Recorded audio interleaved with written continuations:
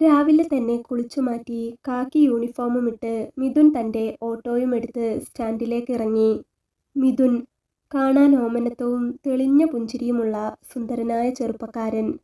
ആളൊരു ഓട്ടോ ഡ്രൈവറാണ്. ആരോരുമില്ലാത്തൊരു പാവം പയ്യൻ. അച്ഛനും അമ്മയും വളരെ ചെറുപ്പത്തിലെ തന്നെ അവനെ വിട്ടുപോയി. അതിനുശേഷം അവൻ ഒറ്റയ്ക്കാണ് വളർന്നത്. കുറേ കൂട്ടുകാർ മാത്രമായിരുന്നു അവൻ്റെ ലോകം. അവർ ഏത് പാതിരാത്രിയായാലും എന്തിനു വിളിച്ചാലും അവൻ ഇറങ്ങിപ്പോകും. അടിയായാലും വഴക്കായാലും എന്തായാലും അവനൊരു പ്രശ്നമായിരുന്നില്ല. അങ്ങനെ നടുക്കടലിൽപ്പെട്ട പായ്വഞ്ചി പോലെ അവൻ്റെ ജീവിതം എങ്ങോട്ടെന്നില്ലാതെ പോയിക്കൊണ്ടിരിക്കെയാണ് അവൻ്റെ ജീവിതത്തിലേക്ക് ഒരു പെൺകുട്ടി അപ്രതീക്ഷിതമായി കടന്നു വരുന്നത്. എന്നത്തെയും പോലെ രാവിലെ തന്നെ അവൻ ഓട്ടോയുമായി സ്റ്റാൻഡിൽ ഇരിക്കുകയായിരുന്നു. അപ്പോഴാണ് തൻ്റെ ഓട്ടോയുടെ അടുത്ത് നിന്നും അല്പം ദൂരേക്ക് മാറി കാണാൻ തരക്കേടില്ലാത്ത ഒരു പെൺകുട്ടി തോളിൽ ഒരു ബാഗുമിട്ട് ഫോൺ ചെയ്തു നിൽക്കുന്നത് അവൻ്റെ ശ്രദ്ധയിൽപ്പെട്ടത്. ഒരു നിമിഷം അവൻ്റെ കണ്ണുകൾ അവളിൽ തന്നെ ഉടക്കി. അവൻ അവളെ തന്നെ നോക്കിയിരുന്നു. അല്പസമയം കഴിഞ്ഞ് അവൾ ഫോൺ കട്ട് ചെയ്ത് പതിയെ നടന്നു തുടങ്ങി. അപ്പോഴും അവൻ അവളെ ശ്രദ്ധിക്കുന്നുണ്ടായിരുന്നു. അതെ, അവൾ തൻ്റെ അടുത്തേക്ക് തന്നെയാണ് വരുന്നത്. അവൻ അവളെ നോക്കി. അവൾ ഓട്ടോയിൽ കയറി. അവൾ പറഞ്ഞ സ്ഥലത്തേക്ക് അവൻ ഓട്ടോ എടുത്തു. ഇടയ്ക്കിടയ്ക്ക് ആരെയൊക്കെയോ അവൾ ഫോൺ ചെയ്യുന്നതും ഷോൾ കൊണ്ട് കണ്ണുനീർ തുടയ്ക്കുന്നതും ഓട്ടോ ഓടിക്കുമ്പോൾ അവൻ കണ്ണാടിയിൽ കാണുന്നുണ്ടായിരുന്നു. അവളുടെ കരഞ്ഞു കലങ്ങിയ കണ്ണുകളും വിഷമം നിറഞ്ഞു നിൽക്കുന്ന മുഖവും അവൻ കയറുമ്പോൾ തന്നെ ശ്രദ്ധിച്ചിട്ടുണ്ടായിരുന്നു. അവൾക്കെന്തോ കാര്യമായ വിഷമമുള്ളതുപോലെ അവനും തോന്നി. എന്തെങ്കിലും ആവട്ടെ, നമ്മൾ എന്തിനാ ആവശ്യമില്ലാത്ത കാര്യങ്ങളൊക്കെ ശ്രദ്ധിക്കാൻ പോകുന്നത്? അവൻ അതും മനസ്സിലോർത്ത് മുന്നോട്ട് പോയിക്കൊണ്ടിരിക്കുമ്പോൾ പെട്ടെന്നാണ് പിന്നിൽ നിന്നും അവൾ അവൻ്റെ തോളത്ത് തട്ടി വിളിച്ചത്. അവൻ വണ്ടി പതിയെ റോഡിൽ നിന്നും സൈഡിലേക്ക് മാറ്റി നിർത്തി. എന്തു പറ്റി? അവൻ അവളോട് ചോദിച്ചു. ഏട്ടാ, കുടിക്കാൻ ഒരല്പം വെള്ളം തരാമോ? എനിക്ക് പെട്ടെന്ന് വല്ലാത്തൊരു തലകറക്കം പോലെ തോന്നുന്നു, അവൾ പറഞ്ഞു. അത് കേട്ടതും അവൻ വേഗം തൻ്റെ വണ്ടിയിലുണ്ടായിരുന്ന വെള്ളത്തിൻ്റെ കുപ്പിയെടുത്ത് അവൾക്ക് നേരെ നീട്ടി. അവൻ്റെ കയ്യിൽ നിന്നും അവൾ വെള്ളക്കുപ്പി വാങ്ങിയെങ്കിലും അത് കുടിക്കാൻ അവൾക്ക് കഴിഞ്ഞില്ല. അതിനു മുന്നേ തന്നെ അവൾ ബോധം നഷ്ടപ്പെട്ട് ചെരിഞ്ഞു വീണു. ഒരു നിമിഷം മിഥുൻ ആകെ എന്ത് ചെയ്യണമെന്നറിയാതെ അമ്പരന്ന് നിന്നുപോയി. പേടിയോടെ അവൻ അവളെ കുറേ തട്ടി വിളിച്ചു. കയ്യിലുണ്ടായിരുന്ന വെള്ളക്കുപ്പിയിൽ നിന്ന് അല്പം വെള്ളമെടുത്ത് അവളുടെ മുഖത്ത് തളിച്ചു നോക്കി. പക്ഷേ അവൾ എണീറ്റില്ല. ആകെ പേടി തോന്നിയ അവൻ പിന്നെ മറ്റൊന്നും നോക്കാതെ വേഗത്തിൽ ഓട്ടോ സ്റ്റാർട്ടാക്കി. തൊട്ടടുത്തുള്ള ഒരു ഹോസ്പിറ്റലിലേക്ക് നിർത്താതെ ഹോൺ മുഴക്കിക്കൊണ്ട് അതിവേഗത്തിൽ ഓടിച്ചു കൊണ്ടുപോയി. ഹോസ്പിറ്റലിലെത്തിയപ്പോൾ അറ്റൻഡറുടെ സഹായത്തോടെ അവളെ വേഗം തന്നെ കാഷ്വാലിറ്റിയിലെത്തിച്ചു. ഡോക്ടർ പരിശോധിച്ചപ്പോൾ BP വളരെ കൂടുതലാണ്. ഇഞ്ചക്ഷൻ വയ്ക്കണമെന്ന് പറഞ്ഞു. അപ്പോഴും അവൾക്ക് ബോധം വന്നിട്ടുണ്ടായിരുന്നില്ല. ഡോക്ടർ വേഗം ഇഞ്ചക്ഷനുള്ള മരുന്നെഴുതി മിഥുൻ്റെ കയ്യിലേക്ക് കൊടുത്തു. മിഥുൻ അപ്പോൾ അങ്ങനെ തന്നെ നിന്നു. പിന്നെ അവളുടെ മുഖത്തേക്കൊന്നു നോക്കി.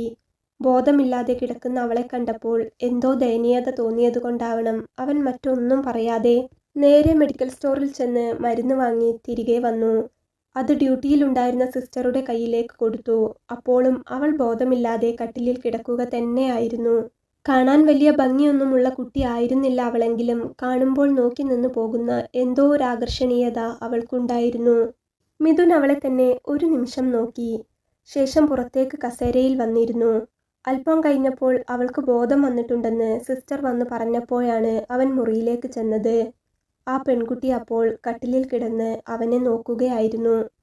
അവൻ്റെ ഓട്ടോയിൽ കയറിയതും കുടിക്കാൻ വെള്ളം ചോദിച്ചതും മാത്രമേ അവൾക്ക് ഓർമ്മയുണ്ടായിരുന്നുള്ളൂ. പിന്നീട് ഇപ്പോഴാണ് അവൾ കണ്ണ് തുറക്കുന്നത്. അപ്പോഴാണ് ഡോക്ടർ അങ്ങോട്ടേക്ക് വന്നത്.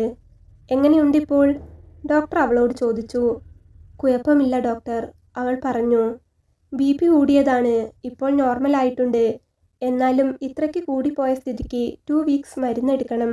എന്നിട്ട് ടെസ്റ്റ് ചെയ്തിട്ട് നോർമൽ ആവുകയാണെങ്കിൽ മരുന്ന് ഒഴിവാക്കാം. ഒരു അരമണിക്കൂർ കൂടി ഇവിടെ കിടന്നിട്ട് പോകാം. ഇപ്പോൾ കുഴപ്പമൊന്നുമില്ല, ഓക്കേ? ഡോക്ടർ അത് പറഞ്ഞ് അവിടെ നിന്നും പോയി. അപ്പോൾ ഡ്യൂട്ടിയിലുണ്ടായിരുന്ന സിസ്റ്റർ കയ്യിൽ ഒരു ബില്ലുമായി അങ്ങോട്ട് വന്നു. ദാ ബില്ല്, കൗണ്ടറിൽ ചെന്ന് അടച്ചോളൂ, അവർ പറഞ്ഞു. മിഥുൻ അപ്പോൾ അത് കയ്യിൽ വാങ്ങി. ശേഷം അവളെ ഒന്ന് നോക്കിയെങ്കിലും ബില്ലടയ്ക്കാനായി പൈസയൊന്നും അവൻ അവളോട് ചോദിച്ചില്ല. കയ്യിലുണ്ടെങ്കിൽ ഒന്നടയ്ക്കാമോ? ഞാൻ വീട്ടിൽ ചെന്നിട്ട് തിരികെ തരാം. സിസ്റ്റർ പറഞ്ഞത് കേട്ടപ്പോൾ ആ പെൺകുട്ടി മിഥുനോട് ചോദിച്ചു, ഓട്ടോ ചാർജ് അടക്കം എല്ലാം കൂടെ തന്നേക്കാം. വയ്യായ്ക വരുമെന്ന് ചിന്തിക്കാത്തതുകൊണ്ട് തന്നെ കയ്യിലൊന്നും കരുതിയിട്ടില്ല. അതാ, ഒന്ന് സഹായിക്കാമോ? അവൾ ചോദിച്ചു. സാരമില്ല, ഞാൻ അടച്ചോളാം. മിഥുൻ അപ്പോൾ മറ്റൊന്നും പറയാതെ കൗണ്ടറിൽ ചെന്ന് ബില്ലടച്ച് തിരികെ വന്നു. അല്പം കഴിഞ്ഞ് അവൾക്കൊപ്പം അവനും ഹോസ്പിറ്റലിൽ നിന്നിറങ്ങി. അവൻ്റെ ഓട്ടോയിൽ തന്നെയാണ് അവൾ വീട്ടിലേക്ക് തിരിച്ചത്. അവൾ പറഞ്ഞ വഴിയെ അവൻ വീട്ടിലേക്ക് വണ്ടി ഓടിച്ചു. എന്തുപറ്റി പെട്ടെന്ന് BP കൂടാൻ? ഇങ്ങനെ വയ്യായ്ക വരാറുണ്ടോ? അവൻ അപ്പോൾ അവളോട് ചോദിച്ചു. ഇല്ല, എന്താണെന്നറിയില്ല, പെട്ടെന്നാണിങ്ങനെ. ഇന്നലെ രാത്രിയൊക്കെ ചെറിയ പനിയുണ്ടായിരുന്നു. അതിൻ്റെ ക്ഷീണവും ഉണ്ടായിരുന്നു. എന്താണെന്നറിയില്ല, അവൾ പറഞ്ഞു. ഇവിടെ എവിടേക്ക് വന്നതായിരുന്നു? മിഥുൻ വീണ്ടും ചോദിച്ചു. ബാങ്കിലേക്ക്. ബാങ്കിൽ വരേണ്ട ഒരാവശ്യമുണ്ടായിരുന്നു, ലോണിൻ്റെ ഒരു കാര്യത്തിനു വേണ്ടി, അവൾ പറഞ്ഞു. നേരത്തെ ആരെയായിരുന്നു വിളിച്ചിട്ടുണ്ടായിരുന്നത് ഫോണിൽ? ക്യാഷിൻ്റെ വല്ല ബുദ്ധിമുട്ടുമാണോ? മിഥുൻ ചോദിച്ചു. ചെറിയൊരാവശ്യമുണ്ടായിരുന്നു, അമ്മയുടെ ട്രീറ്റ്മെൻറ്റിനു വേണ്ടി. അകന്ന ബന്ധത്തിൽപ്പെട്ട ഒരാളെയാണ് നേരത്തെ വിളിച്ചത്. എന്തെങ്കിലും അത്യാവശ്യമുണ്ടെങ്കിൽ അവരോടാണ് പൈസ കടം ചോദിക്കാറുള്ളത്. ഇതിനു മുന്നേ കുറച്ച് പൈസ കടം വാങ്ങിയിരുന്നു. അത് സമയത്തിന് കൊടുക്കാൻ പറ്റിയില്ല. അതുകൊണ്ടാവും ഇത്തവണ ചോദിച്ചപ്പോൾ ആ ചേട്ടൻ തരാൻ നിവർത്തിയില്ലെന്ന് പറഞ്ഞു. ബാങ്കിലെ ലോണിൻ്റെ കാര്യവും ശരിയായില്ല. ചോദിച്ചെടുത്ത് നിന്ന് പൈസയും കിട്ടിയില്ല. പെട്ടെന്ന് ടെൻഷൻ പോലെ തോന്നി. അതായിരിക്കും തല കറങ്ങിയിട്ടുണ്ടാവുക, അവൾ ഒരു വിധത്തിൽ പറഞ്ഞൊപ്പിച്ചു. കുട്ടി എന്തിനാണ് ഒറ്റയ്ക്ക് വന്നത്? കൂട്ടുവരാൻ മറ്റാരുമില്ലേ വീട്ടിൽ? പനിയൊക്കെ ഉള്ളപ്പോൾ ഒറ്റയ്ക്ക് വരണമായിരുന്നോ? ഞാൻ ഒന്നുകൊണ്ടും ചോദിച്ചതല്ല കേട്ടോ. എൻ്റെ ചോദ്യങ്ങൾ മുഷിപ്പിക്കുന്നുണ്ടെങ്കിൽ പറയണേ, മിഥുൻ പറഞ്ഞു. ഇല്ല, അങ്ങനെയൊന്നുമില്ല. എനിക്ക് വീട്ടിൽ അമ്മയും അനിയനും മാത്രമേ ഉള്ളൂ. അവനിപ്പോൾ 7ാം ക്ലാസ്സിൽ പഠിക്കുകയാണ്. അച്ഛൻ മരിച്ചിട്ട് കുറേ നാളായി. അമ്മ കുറച്ചകലെ മാറി 1-2 വീട്ടിൽ ജോലിക്ക് പോകാറുണ്ട്, അലക്കാനും അടിച്ചു വാരാനുമൊക്കെ. അപ്പോൾ ഞാനും അമ്മയെ സഹായിക്കാൻ വേണ്ടി പോകും. അവിടുന്ന് കിട്ടുന്ന പൈസ കൊണ്ടാണ് ഞങ്ങൾ ഇതുവരെ ജീവിച്ചു പോയിരുന്നത്. ഇപ്പോൾ അമ്മ കുറച്ച് ദിവസമായിട്ട് കിടപ്പിലാണ്. വയറ്റിൽ ചെറിയൊരു ട്യൂമറുണ്ട്, സർജറി ചെയ്യണം. അതിന് കുറച്ച് പൈസയുടെ ആവശ്യമുണ്ടായിരുന്നു. അതാണ് ഞാൻ ഒറ്റയ്ക്ക് വന്നത്. ബാങ്കിൽ പോയി തിരിച്ചു വരുന്ന വഴിക്കാണ് ഏട്ടൻ്റെ ഓട്ടോയിൽ കയറിയത്. അതിനിടയിലാണ് ഇതൊക്കെ സംഭവിച്ചത്, അവൾ പറഞ്ഞു. അവിടെ നിർത്തിയാൽ മതി. വീട്ടിലേക്കുള്ള വഴിയാണിത്. വീട്ടിലേക്ക് വണ്ടി പോവില്ല. മിഥുൻ എന്തോ പറയാൻ വേണ്ടി വന്നപ്പോഴേക്കും അവൾ പറഞ്ഞു. അവൻ അപ്പോൾ ഓട്ടോയിൽ നിന്നും തല ചെരിച്ച് പുറത്തേക്ക് നോക്കി. ചെടിയുടെ ഇടയിൽ കൂടി ഒരു വീട് കാണുന്നുണ്ട്. ഒരു പഴയ ഓടിട്ട വീടാണ്. അതിൻ്റെ കുറേ ഭാഗം ദാർപ്പായ കൊണ്ട് വലിച്ചു കെട്ടിയിരിക്കുന്നു. ആ വീടിൻ്റെ ഇപ്പോഴത്തെ അവസ്ഥ കണ്ടാൽ അറിയാം അവർ ഇപ്പോൾ എത്രത്തോളം കഷ്ടപ്പെട്ടാണ് ജീവിക്കുന്നതെന്ന്. എത്രയാ പൈസ? അവൾ ചോദിച്ചു. പൈസയൊന്നും വേണ്ട കുട്ടി, കുട്ടി പോയിക്കോളൂ, അവൻ സഹതാപത്തോടെ പറഞ്ഞു. അങ്ങനെ പറയരുത്. രാവിലെ തന്നെ ഞാൻ ഏട്ടൻ്റെ വണ്ടിയിൽ കയറിയതുകൊണ്ട് ഏട്ടൻ ഒരുപാട് ബുദ്ധിമുട്ടായി പോയി എന്ന് എനിക്കറിയാം. ഇന്നത്തെ ഒരു ദിവസത്തെ ഓട്ടം മുഴുവൻ എൻ്റെ കാരണം കൊണ്ട് പോയില്ലേ? എത്രയാണെങ്കിലും പറഞ്ഞോളൂ. പിന്നെ ഹോസ്പിറ്റലിൽ കൊടുത്ത പൈസയും തരാനില്ലേ? പൈസ പറഞ്ഞോളൂ, അവൾ അവനെ ഒരുപാട് നിർബന്ധിച്ചു. അവൾ പറഞ്ഞത് കേട്ട് അവൻ ഒന്ന് ചിരിച്ചുകൊണ്ട് തൻ്റെ പോക്കറ്റിൽ നിന്നും ബില്ലെടുത്തു. ഇത് ഹോസ്പിറ്റലിൽ നിന്നും തന്നതാണ്. അവിടെ 800 രൂപയായി. പിന്നെ എൻ്റെ ഓട്ടോ ചാർജ്, വെയിറ്റിംഗ് ചാർജ് അടക്കം 1000 രൂപ. അവൻ പറഞ്ഞത് കേട്ട് അവൾ ഒന്ന് പതറി. പിന്നെ മെല്ലെ പറഞ്ഞു. അല്പനേരം കാത്തിരിക്കാമോ? ഞാൻ വീട്ടിൽ പോയി പൈസ എടുത്തുകൊണ്ട് വരാം. വിരോധമില്ലെങ്കിൽ വീട്ടിലേക്ക് വന്നാൽ ഒരു കപ്പ് ചായ കുടിക്കാം. അവൾ പറഞ്ഞപ്പോൾ മിഥുൻ എന്തോ വേണ്ടാന്ന് പറയാൻ തോന്നിയില്ല. ശരി, അവൻ അത് പറഞ്ഞുകൊണ്ട് അവൾക്കൊപ്പം അവളുടെ വീട്ടിലേക്ക് പതിയെ നടന്നു. അമ്മേ എന്ന് വിളിച്ചുകൊണ്ട് അവൾ മുറ്റത്ത് നിന്നും കൊലായിലേക്ക് കയറി. അമ്മ ചിലപ്പോൾ മരുന്ന് കഴിച്ച് ക്ഷീണം കൊണ്ട് ഉറങ്ങുകയാവും. ഇരിക്കൂട്ടോ, ഞാനിപ്പോൾ വരാം എന്ന് പറഞ്ഞ് അവൾ വാതിൽ തുറന്ന് അകത്തേക്ക് പോയി. അല്പസമയം കഴിഞ്ഞ് അവൾ ഒരു ചായക്കപ്പുമായിട്ട് വന്നു. അവളുടെ കയ്യിൽ ചുരുട്ടി പിടിച്ച നോട്ടുകൾ അവന് കാണാമായിരുന്നു. ചായ മാത്രമേ ഉള്ളൂ. വിരുന്നുകാർ ആരും വരാത്തതുകൊണ്ട് കഴിക്കാനൊന്നും ഞങ്ങൾ കരുതി വയ്ക്കാറില്ല. ഒന്നും വിചാരിക്കരുത്, അവൾ പറഞ്ഞു. അതൊന്നും വേണ്ട. ചായ തന്നെ ധാരാളം. ചായ തന്നെ കുടിക്കാൻ വേണ്ടിയിട്ടല്ല. ഞാൻ കുട്ടി വിളിച്ചപ്പോൾ കയറിയെന്നേയുള്ളൂ. അവൻ അവളെ ഒന്ന് നോക്കി. ഈ വീട് നിങ്ങളുടെ സ്വന്തമാണോ? മിഥുൻ ചുറ്റിലുമൊന്ന് കണ്ണോടിച്ചുകൊണ്ട് ചോദിച്ചു. അതെ, അവൾ മറുപടി പറഞ്ഞു. അമ്മയ്ക്ക് എന്തു പറ്റിയതാണെന്നാ പറഞ്ഞത്? ഞാൻ മറന്നു. ഞാൻ ചോദിക്കുന്നത് കൊണ്ട് ഒന്നും തോന്നരുത് കേട്ടോ. എനിക്ക് ഈ വീടും നിങ്ങളുടെ അവസ്ഥയും ഒക്കെ കണ്ടപ്പോൾ എന്താണ് കാര്യമെന്നറിയണമെന്ന് തോന്നി. അതുകൊണ്ട് ചോദിച്ചതാണ്. വിരോധമില്ലെങ്കിൽ എന്താണ് നിങ്ങളുടെ പ്രശ്നമെന്ന് എന്നോട് പറയാമോ? ഒന്നുമില്ലെങ്കിൽ ഇത്ര ദൂരം നമ്മൾ ഒരുമിച്ച് വന്നതല്ലേ. ആ ഒരു സമയത്തെ പരിചയം വെച്ചെങ്കിലും പറയാമോ? എന്തെങ്കിലും വിഷമമുണ്ടെങ്കിൽ ആരോടെങ്കിലും പറഞ്ഞാൽ ഇത്തിരിയെങ്കിലും മനസ്സിന് സമാധാനം കിട്ടുമല്ലോ. മിഥുൻ പറഞ്ഞത് കേട്ട് എന്തുകൊണ്ടോ അവളുടെ കണ്ണുകൾ നിറയുന്നുണ്ടായിരുന്നു. മിഥുൻ പെട്ടെന്ന് ചായക്കപ്പ് താഴെ വെച്ചുകൊണ്ട് ചോദിച്ചു. എന്തുപറ്റി? എന്തിനാ കരയുന്നത്? എനിക്ക് അറിയാനൊരാകാംക്ഷ തോന്നി, അതുകൊണ്ട് ചോദിച്ചതാണ്. തെറ്റായിപ്പോയെങ്കിൽ ക്ഷമിക്കണം, മിഥുൻ പറഞ്ഞു നിർത്തി. അവൾ അപ്പോൾ 2 കൈകൊണ്ടും അവളുടെ കണ്ണുനീർ തുടച്ചു. എന്നിട്ട് പറഞ്ഞു. ഏട്ടൻ ചോദിച്ചതുകൊണ്ടൊന്നുമല്ല കരഞ്ഞത്. ആരും ഞങ്ങളോട് ഒരു കാര്യവും ചോദിക്കാറില്ല, പ്രത്യേകിച്ച് കുടുംബക്കാർ. എന്തെങ്കിലും ചോദിച്ചാൽ സഹായിക്കേണ്ടി വരുമെന്നോർത്തിട്ടാവും. ആരും ചോദിക്കാത്ത ചോദ്യം ഏട്ടൻ ഇപ്പോൾ ചോദിച്ചപ്പോൾ പെട്ടെന്ന് സങ്കടം വന്നു പോയതാണ്. ആരാ എന്താണെന്നൊന്നും അറിയില്ലെങ്കിലും എന്നെ ഹോസ്പിറ്റലിൽ കൊണ്ടുപോയി, ബില്ലടച്ചു, ഇവിടെ കൊണ്ടാക്കി. ഓട്ടോ കാശ് വാങ്ങി ഇറങ്ങിപ്പോകാമായിരുന്ന ഏട്ടന് ഇത്രയൊക്കെ ചോദിക്കാനുള്ള മനസ്സുണ്ടായല്ലോ. ഞാൻ ഏട്ടൻ്റെ ആരുമായിട്ട് ചോദിച്ചതൊന്നുമല്ലല്ലോ. എന്നാൽ ആ മനസാക്ഷി പോലുമില്ലാത്ത ആളുകളുണ്ട്. നല്ല കാലത്ത് നമ്മുടെ ഒപ്പം നിൽക്കുകയും ഒരു വീഴ്ച വരുമ്പോൾ പട്ടിയുടെ വില പോലും തരാതിരിക്കുകയും ചെയ്യുന്ന ബന്ധുക്കളല്ലേ ശരിക്കും പറഞ്ഞാൽ നമുക്കൊക്കെയുള്ളൂ. കഷ്ടപ്പെട്ട് ജോലി ചെയ്ത് തന്നെയാണ് അച്ഛൻ ഞങ്ങളെ വളർത്തിയത്. എങ്കിലും ആ കഷ്ടപ്പാടിനൊപ്പവും അച്ഛനുള്ള കാലത്ത് അച്ഛൻ്റെ ബന്ധുക്കാരെയും കൂടപ്പിറപ്പുകളെയും ഒക്കെ സഹായിച്ചിട്ടേ ഉള്ളൂ. എന്നാൽ ആ വാങ്ങിച്ച സഹായത്തിൻ്റെ ഒന്നും 100-1 പോലും ആരും ഞങ്ങളോട് തിരിച്ചു കാണിച്ചിട്ടില്ല. പെട്ടെന്ന് ഏട്ടൻ ചോദിച്ചപ്പോൾ എന്തോ വിഷമം വന്നു പോയതാ.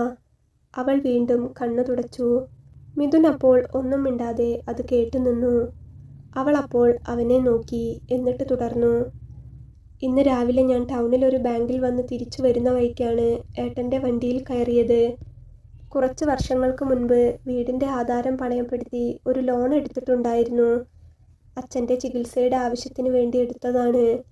അച്ഛന് ക്യാൻസർ ആയിരുന്നു. ഒരുപാട് ചികിത്സ നടത്തി. മരുന്നിനും ചികിത്സയ്ക്കുമായിട്ട് ഒരുപാട് പണം ചെലവായി. ലോൺ എടുക്കുമ്പോൾ എങ്ങനെ തിരിച്ചടയ്ക്കാമെന്നൊന്നും ആലോചിച്ചിരുന്നില്ല. എങ്ങനെയെങ്കിലും അച്ഛൻ്റെ ജീവൻ രക്ഷിക്കണം, അതുമാത്രമായിരുന്നു അപ്പോൾ ആലോചിച്ചിരുന്നത്. ലോൺ എടുക്കുകയല്ലാതെ മറ്റു മാർഗങ്ങളൊന്നും ഉണ്ടായിരുന്നില്ല. അച്ഛൻ്റെ അസുഖം അവസാന സ്റ്റേജിലെത്തിയപ്പോഴാണ് ഞങ്ങൾ കാര്യമറിഞ്ഞത്. ഒരുപാട് പൈസയുടെ മരുന്ന് കഴിച്ചു. കുറേ ദിവസം ഹോസ്പിറ്റലിൽ തന്നെയായിരുന്നു. പക്ഷേ അതുകൊണ്ടൊന്നും അച്ഛനെ രക്ഷിക്കാൻ കഴിഞ്ഞില്ല. അന്നെടുത്ത ലോണാണ്. അതിപ്പോൾ പലിശയും പലിശയുടെ പലിശയുമായി അടയ്ക്കാൻ പറ്റാതെ വീട് ജപ്തിയുടെ വക്കിലാണ്. അതൊന്ന് നീട്ടിക്കിട്ടുമോ എന്നറിയാൻ വേണ്ടി ബാങ്ക് മാനേജരെ കാണാൻ പോയതായിരുന്നു. ഒപ്പം കോപ്പറേറ്റീവ് ബാങ്കിൽ സ്ത്രീകൾക്കൊരു ലോണ് കിട്ടുമെന്നറിഞ്ഞിരുന്നു. അതിൻ്റെ കാര്യവും ഒന്ന് അന്വേഷിക്കാനുണ്ടായിരുന്നു. എന്നാൽ അതും ശരിയായില്ല. സാലറി ബാങ്ക് വഴി വരുന്നവർക്ക് മാത്രമേ അത് കിട്ടൂ എന്ന് പറഞ്ഞു. ആധാരം കിടപ്പുള്ള ബാങ്കിൽ നിന്നും പറഞ്ഞത് 2 ആഴ്ചയ്ക്കുള്ളിൽ 1.5 ലക്ഷം രൂപ കൊടുത്താൽ ജപ്തിയിൽ നിന്നും ഒഴിവാക്കാമെന്നാണ്. അറിയാവുന്ന കുടുംബക്കാരെയെല്ലാം ഞാൻ വിളിച്ചു നോക്കി. ഒരു പെൺകുട്ടിയായ എനിക്ക് ആര് പൈസ തരാനാണ്? തന്നാൽ തന്നെ എങ്ങനെ തിരിച്ചു കൊടുക്കാനാണ്? ഒന്നും അറിയില്ല. അമ്മയ്ക്ക് ഈ വീടിനോട് വല്ലാത്തൊരിഷ്ടമുണ്ട്. അച്ഛനും അമ്മയും ജോലിക്ക് പോയി കിട്ടുന്ന പൈസ മിച്ചം വെച്ച് വളരെ കഷ്ടപ്പെട്ടുണ്ടാക്കിയ വീടാണിത്. അമ്മയും അച്ഛനും അതെപ്പോഴും പറയുമായിരുന്നു. ഒന്നാമതേ വയ്യ. അതിൻ്റെ കൂടെ ജപ്തി നോട്ടീസ് കൂടി വന്നപ്പോൾ തളർന്നു പോയതാണ് അമ്മ. അമ്മയെ പറഞ്ഞിട്ട് കാര്യമില്ല. വിവാഹപ്രായമെത്തിയ പെൺകുട്ടിയെയും ചെറിയ മകനെയുമായിട്ട് തെരുവിലേക്ക് ഇറങ്ങിപ്പോകേണ്ടി വരുമല്ലോ എന്നോർത്തപ്പോൾ വിഷമിച്ചു പോയി കാണും പാവം, അവൾ പറഞ്ഞു നിർത്തി. പിന്നെ ഒരു കുഞ്ഞു ചിരിയോടെ കണ്ണുകൾ തുടച്ചുകൊണ്ട് അവൾ അവനെ നോക്കി. അല്ല, ഞാൻ ഒരുപാട് പറഞ്ഞ് മുഷിപ്പിച്ചു അല്ലേ? എന്താണെന്നറിയില്ല, ഏട്ടനെ കണ്ട് സംസാരിച്ചപ്പോൾ പുറത്തുള്ള ഒരാളാണെന്ന് എനിക്ക് തോന്നിയില്ല. അതുകൊണ്ടാണ് കേട്ടോ ഞാൻ ഇതൊക്കെ പറഞ്ഞത്. ഒന്നും വിചാരിക്കരുത്. ദാ ഏട്ടാ പൈസ. മുഴുവനായിട്ട് തരാൻ എൻ്റെ കയ്യിലില്ല. ഒരു 100 രൂപ കുറവുണ്ട്. അത് ഞാൻ നാളെ ടൗണിൽ വന്നിട്ട് ഏട്ടന് തരാം. ഏട്ടൻ്റെ മൊബൈൽ നമ്പർ ഒന്ന് തന്നാൽ മതി. ദയവ് ചെയ്ത് വേറൊന്നും വിചാരിക്കരുത്. ഇല്ലാത്തതുകൊണ്ടാണ് കേട്ടോ. അവൾ ഒരു മടിയോടെ അത് പറഞ്ഞ് തൻ്റെ കയ്യിൽ ചുരുട്ടിപ്പിടിച്ചിരുന്ന പൈസ മിഥുൻ്റെ നേരെ നീട്ടി. കാര്യങ്ങളൊക്കെ കേട്ടപ്പോൾ മിഥുന് വല്ലാതെ സങ്കടം തോന്നി. അച്ഛനും അമ്മയും ഒന്നുമില്ലാത്തതിൻ്റെ സങ്കടം നല്ലപോലെ അനുഭവിച്ചവനാണ് ഞാൻ. അവൻ മനസ്സിലോർത്തു. അവർക്കു വേണ്ടി എന്തെങ്കിലും സഹായം ചെയ്യാൻ മനസ്സിൽ നിന്ന് ആരോ പറയുന്നത് പോലെ അവന് തോന്നി. ഞാൻ കുട്ടിയുടെ പേര് ഇതുവരെ ചോദിച്ചില്ല. എന്താ പേര്? ഹോസ്പിറ്റലിൽ കൗണ്ടറിൽ പേര് ചോദിച്ചപ്പോൾ ദിവ്യ എന്ന് വെറുതെ തട്ടിവിട്ടതാണ്. ഇഞ്ചക്ഷൻ വെക്കണമെങ്കിൽ ബില്ലാക്കണ്ടേ? ബില്ലാക്കണമെങ്കിൽ അവർക്കൊരു പേര് വേണമല്ലോ, മിഥുൻ പറഞ്ഞു. അവൾ അപ്പോൾ അവനെ നോക്കി ചിരിച്ചു. എന്നിട്ട് പറഞ്ഞു, പറഞ്ഞ പേര് ശരി തന്നെയാണ്. ദിവ്യയല്ല, ദിവ്യശ്രീ. അവൾ അത് പറഞ്ഞപ്പോൾ അവനൊന്ന് അത്ഭുതത്തോടെ അവളെ നോക്കി. പെട്ടെന്ന് നാവിൽ വന്ന അറിയാവുന്നൊരു പേരപ്പോൾ പറഞ്ഞെന്നേ ഉള്ളൂ. അത് ഏകദേശം ശരിയായിരുന്നല്ലേ? അവൻ ചെറുതായൊന്ന് ചിരിച്ചു. ഏട്ടൻ്റെ പേര്? അവൾ അവനെ നോക്കി. എൻ്റെ പേര് മിഥുൻ. ഇവിടെ ശ്രീകൃഷ്ണപുരത്താണ് വീട്. ഞാൻ പൈസയുടെ കണക്ക് പറഞ്ഞത് എനിക്ക് തരാൻ വേണ്ടിയല്ല. ദിവ്യശ്രീ ചോദിച്ചപ്പോൾ ഞാനൊരു തമാശയ്ക്ക് അങ്ങനെ പറഞ്ഞെന്നേ ഉള്ളൂ. ഈ പൈസ ഞാൻ ഇന്ന് വാങ്ങിയാൽ അതെൻ്റെ മനസാക്ഷിയോട് ചെയ്യുന്ന ഏറ്റവും വലിയ തെറ്റായി പോകും. എൻ്റെ കയ്യിൽ ക്യാഷുണ്ട്. തൽക്കാലം ഇത് കുട്ടി തന്നെ വച്ചോളൂ. ആദ്യം നിങ്ങളുടെ ഇപ്പോഴത്തെ എല്ലാ പ്രശ്നങ്ങളും തീരട്ടെ. പിന്നെ ദിവ്യശ്രീക്ക് എന്തെങ്കിലും ജോലിക്ക് പോകാൻ താല്പര്യമുണ്ടെങ്കിൽ ഞാൻ അന്വേഷിക്കാം കേട്ടോ. എൻ്റെ പരിചയത്തിലുള്ള കുറച്ച് ഷോപ്പുകൾ ടൗണിലുണ്ട്. വേണമെങ്കിൽ പറഞ്ഞാൽ മതി. എന്നാ ശരി, ഞാൻ ഇറങ്ങട്ടെ. അവൻ അത് പറഞ്ഞ് ഉമ്മറത്ത് നിന്നിറങ്ങുമ്പോൾ അവൾക്ക് എന്തോ പോലെ തോന്നി. അല്ല, പൈസ എനിക്ക് വേണ്ടി ഇത്രയും ചെലവാക്കിയിട്ട്? അവൾ ഒന്നുകൂടെ അവൻ്റെ പിറകിൽ ചെന്ന് പറഞ്ഞു. സാരമില്ലെന്നേ, ഞാൻ പറഞ്ഞല്ലോ, വേണമെങ്കിൽ കടമായിട്ട് എഴുതി വെച്ചോളൂ. പിന്നെ പൈസയൊക്കെ ആയിട്ട് ഞാൻ തിരിച്ചു വാങ്ങിച്ചോളാം. ആ കാര്യമോർത്ത് വിഷമിക്കുകയേ വേണ്ട. അവൻ ചിരിച്ചുകൊണ്ട് അവിടെ നിന്നും ഇറങ്ങി ഓട്ടോ എടുത്തു പോകുന്നത് നിറകണ്ണുകളോടെ അവൾ അവിടെ നിന്നും നോക്കിക്കണ്ടു. അവൻ അവിടെ നിന്നും നേരെ പോയത് അവൻ്റെ വീട്ടിലേക്കാണ്. അന്നത്തെ ദിവസം അവന് പിന്നെ ഓട്ടോ ഓടിക്കാനോ കൂട്ടുകാരുടെ അടുത്ത് പോവാനോ തോന്നിയില്ല. അവൻ എവിടെയും പോവാതെ മുഴുവൻ സമയവും വീട്ടിൽ തൻ്റെ മുറിക്കുള്ളിൽ തന്നെ കഴിച്ചുകൂട്ടി. അപ്പോഴും അവൻ്റെ ചിന്ത മുഴുവനും ദിവ്യശ്രീയെക്കുറിച്ചായിരുന്നു. ഏതാനും മണിക്കൂറുകൾ മാത്രമേ ആയിട്ടുള്ളൂ അവളെ കണ്ടിട്ട്. എങ്കിലും ഒരുപാട് നാളത്തെ പരിചയമുള്ള പോലെയും തനിക്ക് വേണ്ടപ്പെട്ട ആരോ ആണ് അവളെന്ന പോലെയും അവൻ്റെ ഹൃദയത്തിൽ നിന്നാരോ പറയുന്നത് പോലെ അവന് തോന്നി. ഇതുവരെ ആരോടും തോന്നാത്ത സ്നേഹവും അടുപ്പവും അവൻ അവളോട് തോന്നിത്തുടങ്ങി. എന്തോ പ്രണയമെന്നൊക്കെ വിളിക്കാൻ തോന്നുന്ന പോലെ ഒരടുപ്പം. അവൻ അവളെയും മനസ്സിലോർത്തുകൊണ്ട് അങ്ങനെ കിടന്നു. പിറ്റേന്ന് പകൽ ഓട്ടോ എടുത്ത് സ്റ്റാൻഡിലേക്ക് ഇറങ്ങിയെങ്കിലും അവൻ്റെ മനസ്സിൽ അവൾ മാത്രമായിരുന്നു. താൻ വലിയ ക്യാഷുകാരനൊന്നുമല്ല. അവളുടെ സ്ഥിതി വെച്ച് നോക്കുമ്പോൾ അവളെ മുഴുവനായി സഹായിക്കാൻ തനിക്ക് കഴിയുകയുമില്ല. എങ്കിലും എന്നെക്കൊണ്ട് എന്തെങ്കിലും ചെയ്യാൻ കഴിഞ്ഞാലോ എന്ന് അവന് തോന്നി. വൈകുന്നേരം സ്കൂൾ കുട്ടികളെ കൊണ്ടുവിടാനുള്ള ഓട്ടം കഴിഞ്ഞ ശേഷം അവൻ നേരെ ചെന്നത് ദിവ്യശ്രീയുടെ വീട്ടിലേക്കാണ്. അധികം വൈകാതെ അവൻ ദിവ്യശ്രീയുടെ വീടിനടുത്തെത്തി ഓട്ടോ നിർത്തി. ഓട്ടോയിൽ നിന്നിറങ്ങി വീട്ടിലേക്കുള്ള നടവഴിയിലൂടെ പതിയെ നടന്നു. മുറ്റത്തെത്തിയപ്പോൾ വീടിൻ്റെ വാതിൽ തുറന്നു കിടക്കുന്നുണ്ട്. പുറത്താരെയും കാണുന്നുണ്ടായിരുന്നില്ല. ഇവിടെ ആരുമില്ലേ? അവൻ അവിടെ നിന്നും വിളിച്ചു ചോദിച്ചു. അകത്തു നിന്നും ദിവ്യശ്രീയുടെ അമ്മയാണപ്പോൾ ഇറങ്ങി വന്നത്. ആരാ, മനസ്സിലായില്ല? അവർ അവനെ നോക്കി. ഞാൻ ഇന്നലെ വന്നിരുന്നു. ദിവ്യശ്രീയെ ഇവിടെ കൊണ്ടുവിട്ട ഓട്ടോ ഡ്രൈവറാണമ്മേ, മിഥുൻ പറഞ്ഞു. ഓ, മനസ്സിലായി. മോള് പറഞ്ഞിരുന്നു. മോനായിരുന്നോ അത്? വാ, കയറിയിരിക്കൂ. ദിവ്യശ്രീ ഇന്നലെ നടന്ന കാര്യങ്ങളെല്ലാം എന്നോട് പറഞ്ഞിട്ടുണ്ടായിരുന്നു. ഒരു ജോലി ശരിയാക്കി കൊടുക്കാമെന്ന് പറഞ്ഞിട്ടുണ്ടായിരുന്നു അല്ലേ? ഒരുപാട് നന്ദിയുണ്ട് കേട്ടോ, അമ്മ പറഞ്ഞു. അപ്പോഴേക്കും പുറത്തെ സംസാരം കേട്ട് ദിവ്യശ്രീ അകത്തു നിന്നും അങ്ങോട്ട് വന്നു. ആ മിഥുനേട്ടാ, അവൾ ചിരിച്ചുകൊണ്ട് പുറത്തേക്കിറങ്ങി. കുഴപ്പമൊന്നുമില്ലല്ലോ അല്ലേ? മിഥുൻ ചോദിച്ചു. ഇല്ല, ഇപ്പോൾ കുഴപ്പമൊന്നുമില്ല, കയറിയിരുന്നോളൂ, ദിവ്യശ്രീയും പറഞ്ഞു. മിഥുൻ അപ്പോൾ ചിരിച്ചുകൊണ്ട് ഉമ്മറത്തേക്ക് കയറി. അവിടെ ഇട്ടിരുന്ന കസേരയിലിരുന്നു. മോനെ പറ്റി ഒന്നും പറഞ്ഞില്ലല്ലോ. മോൻ്റെ വീട് എവിടെയാണ്? വീട്ടിൽ ആരൊക്കെയുണ്ട്? അമ്മ അവനോട് ചോദിച്ചു. ശരിയാ, ഇന്നലെ ഏട്ടൻ ഞങ്ങളുടെ കാര്യങ്ങൾ ചോദിക്കുകയല്ലാതെ ഞാൻ ഏട്ടനെക്കുറിച്ച് ഒരു കാര്യവും ചോദിച്ചിട്ടില്ല. വീട്ടിൽ ആരൊക്കെയുണ്ട്? അമ്മയുടെ ചോദ്യത്തിനെ പിന്താങ്ങിക്കൊണ്ട് അവളും ചോദിച്ചു. വീട് ഞാൻ ഇന്നലെ പറഞ്ഞല്ലോ, ഇവിടെ ശ്രീകൃഷ്ണപുരത്താ. പിന്നെ സ്വന്തമെന്നും ബന്ധമെന്നും പറയാനുള്ളത് ചക്കര മാത്രമാണ്. ചക്കര ദേ എന്നെ കാത്ത് റോഡിൽ നിൽക്കുന്നു. അവൻ തൻ്റെ ഓട്ടോയെ ചൂണ്ടിക്കാട്ടി ചിരിച്ചുകൊണ്ട് പറഞ്ഞു. സങ്കടത്തോടെയാണ് അവനത് പറഞ്ഞത്. സ്വന്തമെന്നും ബന്ധമെന്നും പറയാൻ ആരുമില്ലാത്തവരുടെ മനസ്സിൻ്റെ വിഷമം അവർക്ക് മാത്രമല്ലേ അറിയൂ. അപ്പോൾ മോന് വേറെ ആരുമില്ലേ? അത് കേട്ടപ്പോൾ എന്തോ ഒരു വല്ലായ്മ തോന്നിയ അമ്മ അവനോട് ചോദിച്ചു. ഇല്ല, ആരുമില്ല. അച്ഛനും അമ്മയും വളരെ ചെറുപ്പത്തിൽ തന്നെ മരിച്ചുപോയി. അച്ഛനെ ഫോട്ടോയിൽ കണ്ട ഓർമ്മ മാത്രമേ ഉള്ളൂ. അമ്മ ഞാൻ 5ാം ക്ലാസ്സിലെത്തിയപ്പോഴാണ് മരിച്ചത്. മഞ്ഞപ്പിത്തം ബാധിച്ചായിരുന്നു. അതിനുശേഷം സ്കൂൾ വിദ്യാഭ്യാസം പാതി വഴിയിൽ ഉപേക്ഷിച്ചു. പിന്നെ അറിയാവുന്ന പണികളെല്ലാം ചെയ്തു. ഇപ്പോൾ ഇവിടെ വരെ എത്തി. എന്നെപ്പോലെ ആരുമില്ലാത്തവർക്ക് ആര് പെണ്ണു കൊടുക്കാനാണ്? അതുകൊണ്ട് കല്യാണവും ഇതുവരെ നടന്നിട്ടില്ല. കൂട്ടുകാർ നിർബന്ധിച്ചിട്ട് 1-2 സ്ഥലങ്ങളിൽ പോയിട്ടുണ്ടായിരുന്നു. അനാഥനായിട്ടുള്ള എന്നെപ്പോലുള്ളവരുടെ വീട്ടിലേക്കൊക്കെ എങ്ങനെയാ വിശ്വസിച്ച് പെൺകുട്ടികളെ അയക്കുന്നതെന്ന് പെണ്ണിൻ്റെ വീട്ടുകാർ തന്നെ പറഞ്ഞു കേട്ടപ്പോൾ അതോടുകൂടി പിന്നെ പെണ്ണ് കാണൽ പരിപാടി വേണ്ടെന്ന് വെച്ചു. എന്തിനാ വെറുതെ മറ്റുള്ളവരെ കൊണ്ട് പറയിപ്പിക്കുന്നത് എന്ന് കരുതി. അവൻ ചിരിച്ചുകൊണ്ട് പറഞ്ഞു. ആരോരുമില്ലാത്ത ഒരാളാണ് അവനെന്നറിഞ്ഞപ്പോൾ ദിവ്യശ്രീയുടെ മനസ്സിൽ അവനോട് പെട്ടെന്ന് വല്ലാത്തൊരു സഹതാപവും സ്നേഹവും അടുപ്പവും ഒക്കെ തോന്നി തുടങ്ങി. അവൻ പറഞ്ഞത് കേട്ടപ്പോൾ അവൾക്ക് വല്ലാതെ വിഷമം വന്നു തുടങ്ങിയിരുന്നു. അവൾക്ക് മാത്രമല്ല, അവൻ്റെ വാക്ക് കേട്ട അമ്മയ്ക്കും. സോറി കേട്ടോ, വിഷമമായെങ്കിൽ ക്ഷമിക്കണം. ഞങ്ങൾ പരിചയപ്പെട്ടപ്പോൾ അറിഞ്ഞിരിക്കാൻ വേണ്ടി ചോദിച്ചതായിരുന്നു. ദിവ്യശ്രീ അവനൊന്നും തോന്നാതിരിക്കാൻ വേണ്ടി പറഞ്ഞു. അതൊന്നും സാരമില്ലെന്നേ. അതൊക്കെ കുഞ്ഞുനാൾ മുതൽ എത്രയോ കേട്ടിരിക്കുന്നു. നിങ്ങൾ സ്നേഹത്തോടെയല്ലേ ചോദിച്ചത്?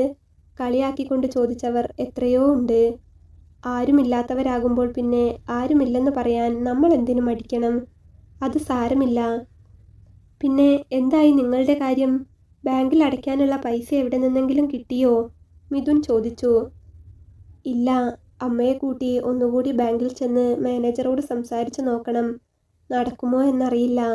എന്നാലും ഒരു പ്രത്യാശ. കുറച്ച് നാളത്തേക്കെങ്കിലും പിടിച്ചു നിൽക്കാനായാൽ. അവൾ പറഞ്ഞു നിർത്തി. മിഥുൻ അപ്പോൾ കസേരയിൽ നിന്നും പതിയെ എഴുന്നേറ്റ് തൻ്റെ പോക്കറ്റിൽ നിന്നും ഒരു കടലാസിൻ്റെ പൊതിയെടുത്ത് ദിവ്യശ്രീക്ക് നേരെ നീട്ടി. എന്താ ഇത്? അവൾ ആകാംക്ഷയോടെ ചോദിച്ചു. ഇത് കുറച്ച് രൂപയാണ്. ബാങ്കിൽ പലിശ അടയ്ക്കാൻ പറഞ്ഞ അത്ര തന്നെ തുകയുണ്ട്. ഇത് വാങ്ങണം, മിഥുൻ പറഞ്ഞു. അത് കേട്ടപ്പോൾ ദിവ്യശ്രീയും അമ്മയും ആകെ ഷോക്കായി പോയിരുന്നു. ഏയ്, ഇതൊന്നും വേണ്ട ഏട്ടാ. ഞങ്ങളെപ്പറ്റി എന്തറിഞ്ഞിട്ടാ ഏട്ടൻ ഇത് തരുന്നത്? ഞങ്ങൾ ആരാണെന്നോ എന്താണെന്നോ ഒന്നും ഏട്ടൻ അറിയില്ല. എന്നാലും ഏട്ടൻ ഞങ്ങളോടിത് ചോദിക്കാനുള്ള മനസ്സുണ്ടായല്ലോ. വളരെ സന്തോഷമുണ്ട്. അത് പറയുമ്പോൾ അവൾ കരയുകയായിരുന്നു. ഒപ്പം അമ്മയും. ഞാനിതെന്തിനാണ് തരുന്നതെന്ന് ചോദിച്ചാൽ എനിക്കറിയില്ല. പക്ഷേ നിങ്ങളിത് വാങ്ങണം. അതുമാത്രമേ എനിക്ക് പറയാനാകൂ. കൊടുക്കാനും സഹായിക്കാനും ഒന്നും ആരുമില്ലാത്തതുകൊണ്ട് തന്നെ ഇതുവരെ അധിക ചെലവൊന്നും എനിക്ക് വന്നിട്ടില്ല. സ്വന്തം പോലെ കണ്ടു തരികയാണ്. നിറഞ്ഞ മനസ്സോടെ നിങ്ങളിത് വാങ്ങിയാൽ എനിക്ക് അത്രയും സന്തോഷമേ ഉള്ളൂ, മിഥുൻ പറഞ്ഞു. അമ്മ അപ്പോൾ നിസ്സഹായാവസ്ഥയിൽ കസേരയിലേക്ക് ഇരുന്ന് വിങ്ങിപ്പൊട്ടുകയായിരുന്നു. സ്വന്തമെന്നും ബന്ധമെന്നുമുള്ള പേരിൽ എല്ലാവരും ഉണ്ടായിരുന്നിട്ടും ആരും ഇതുവരെ തിരിഞ്ഞു നോക്കിയിട്ടില്ല.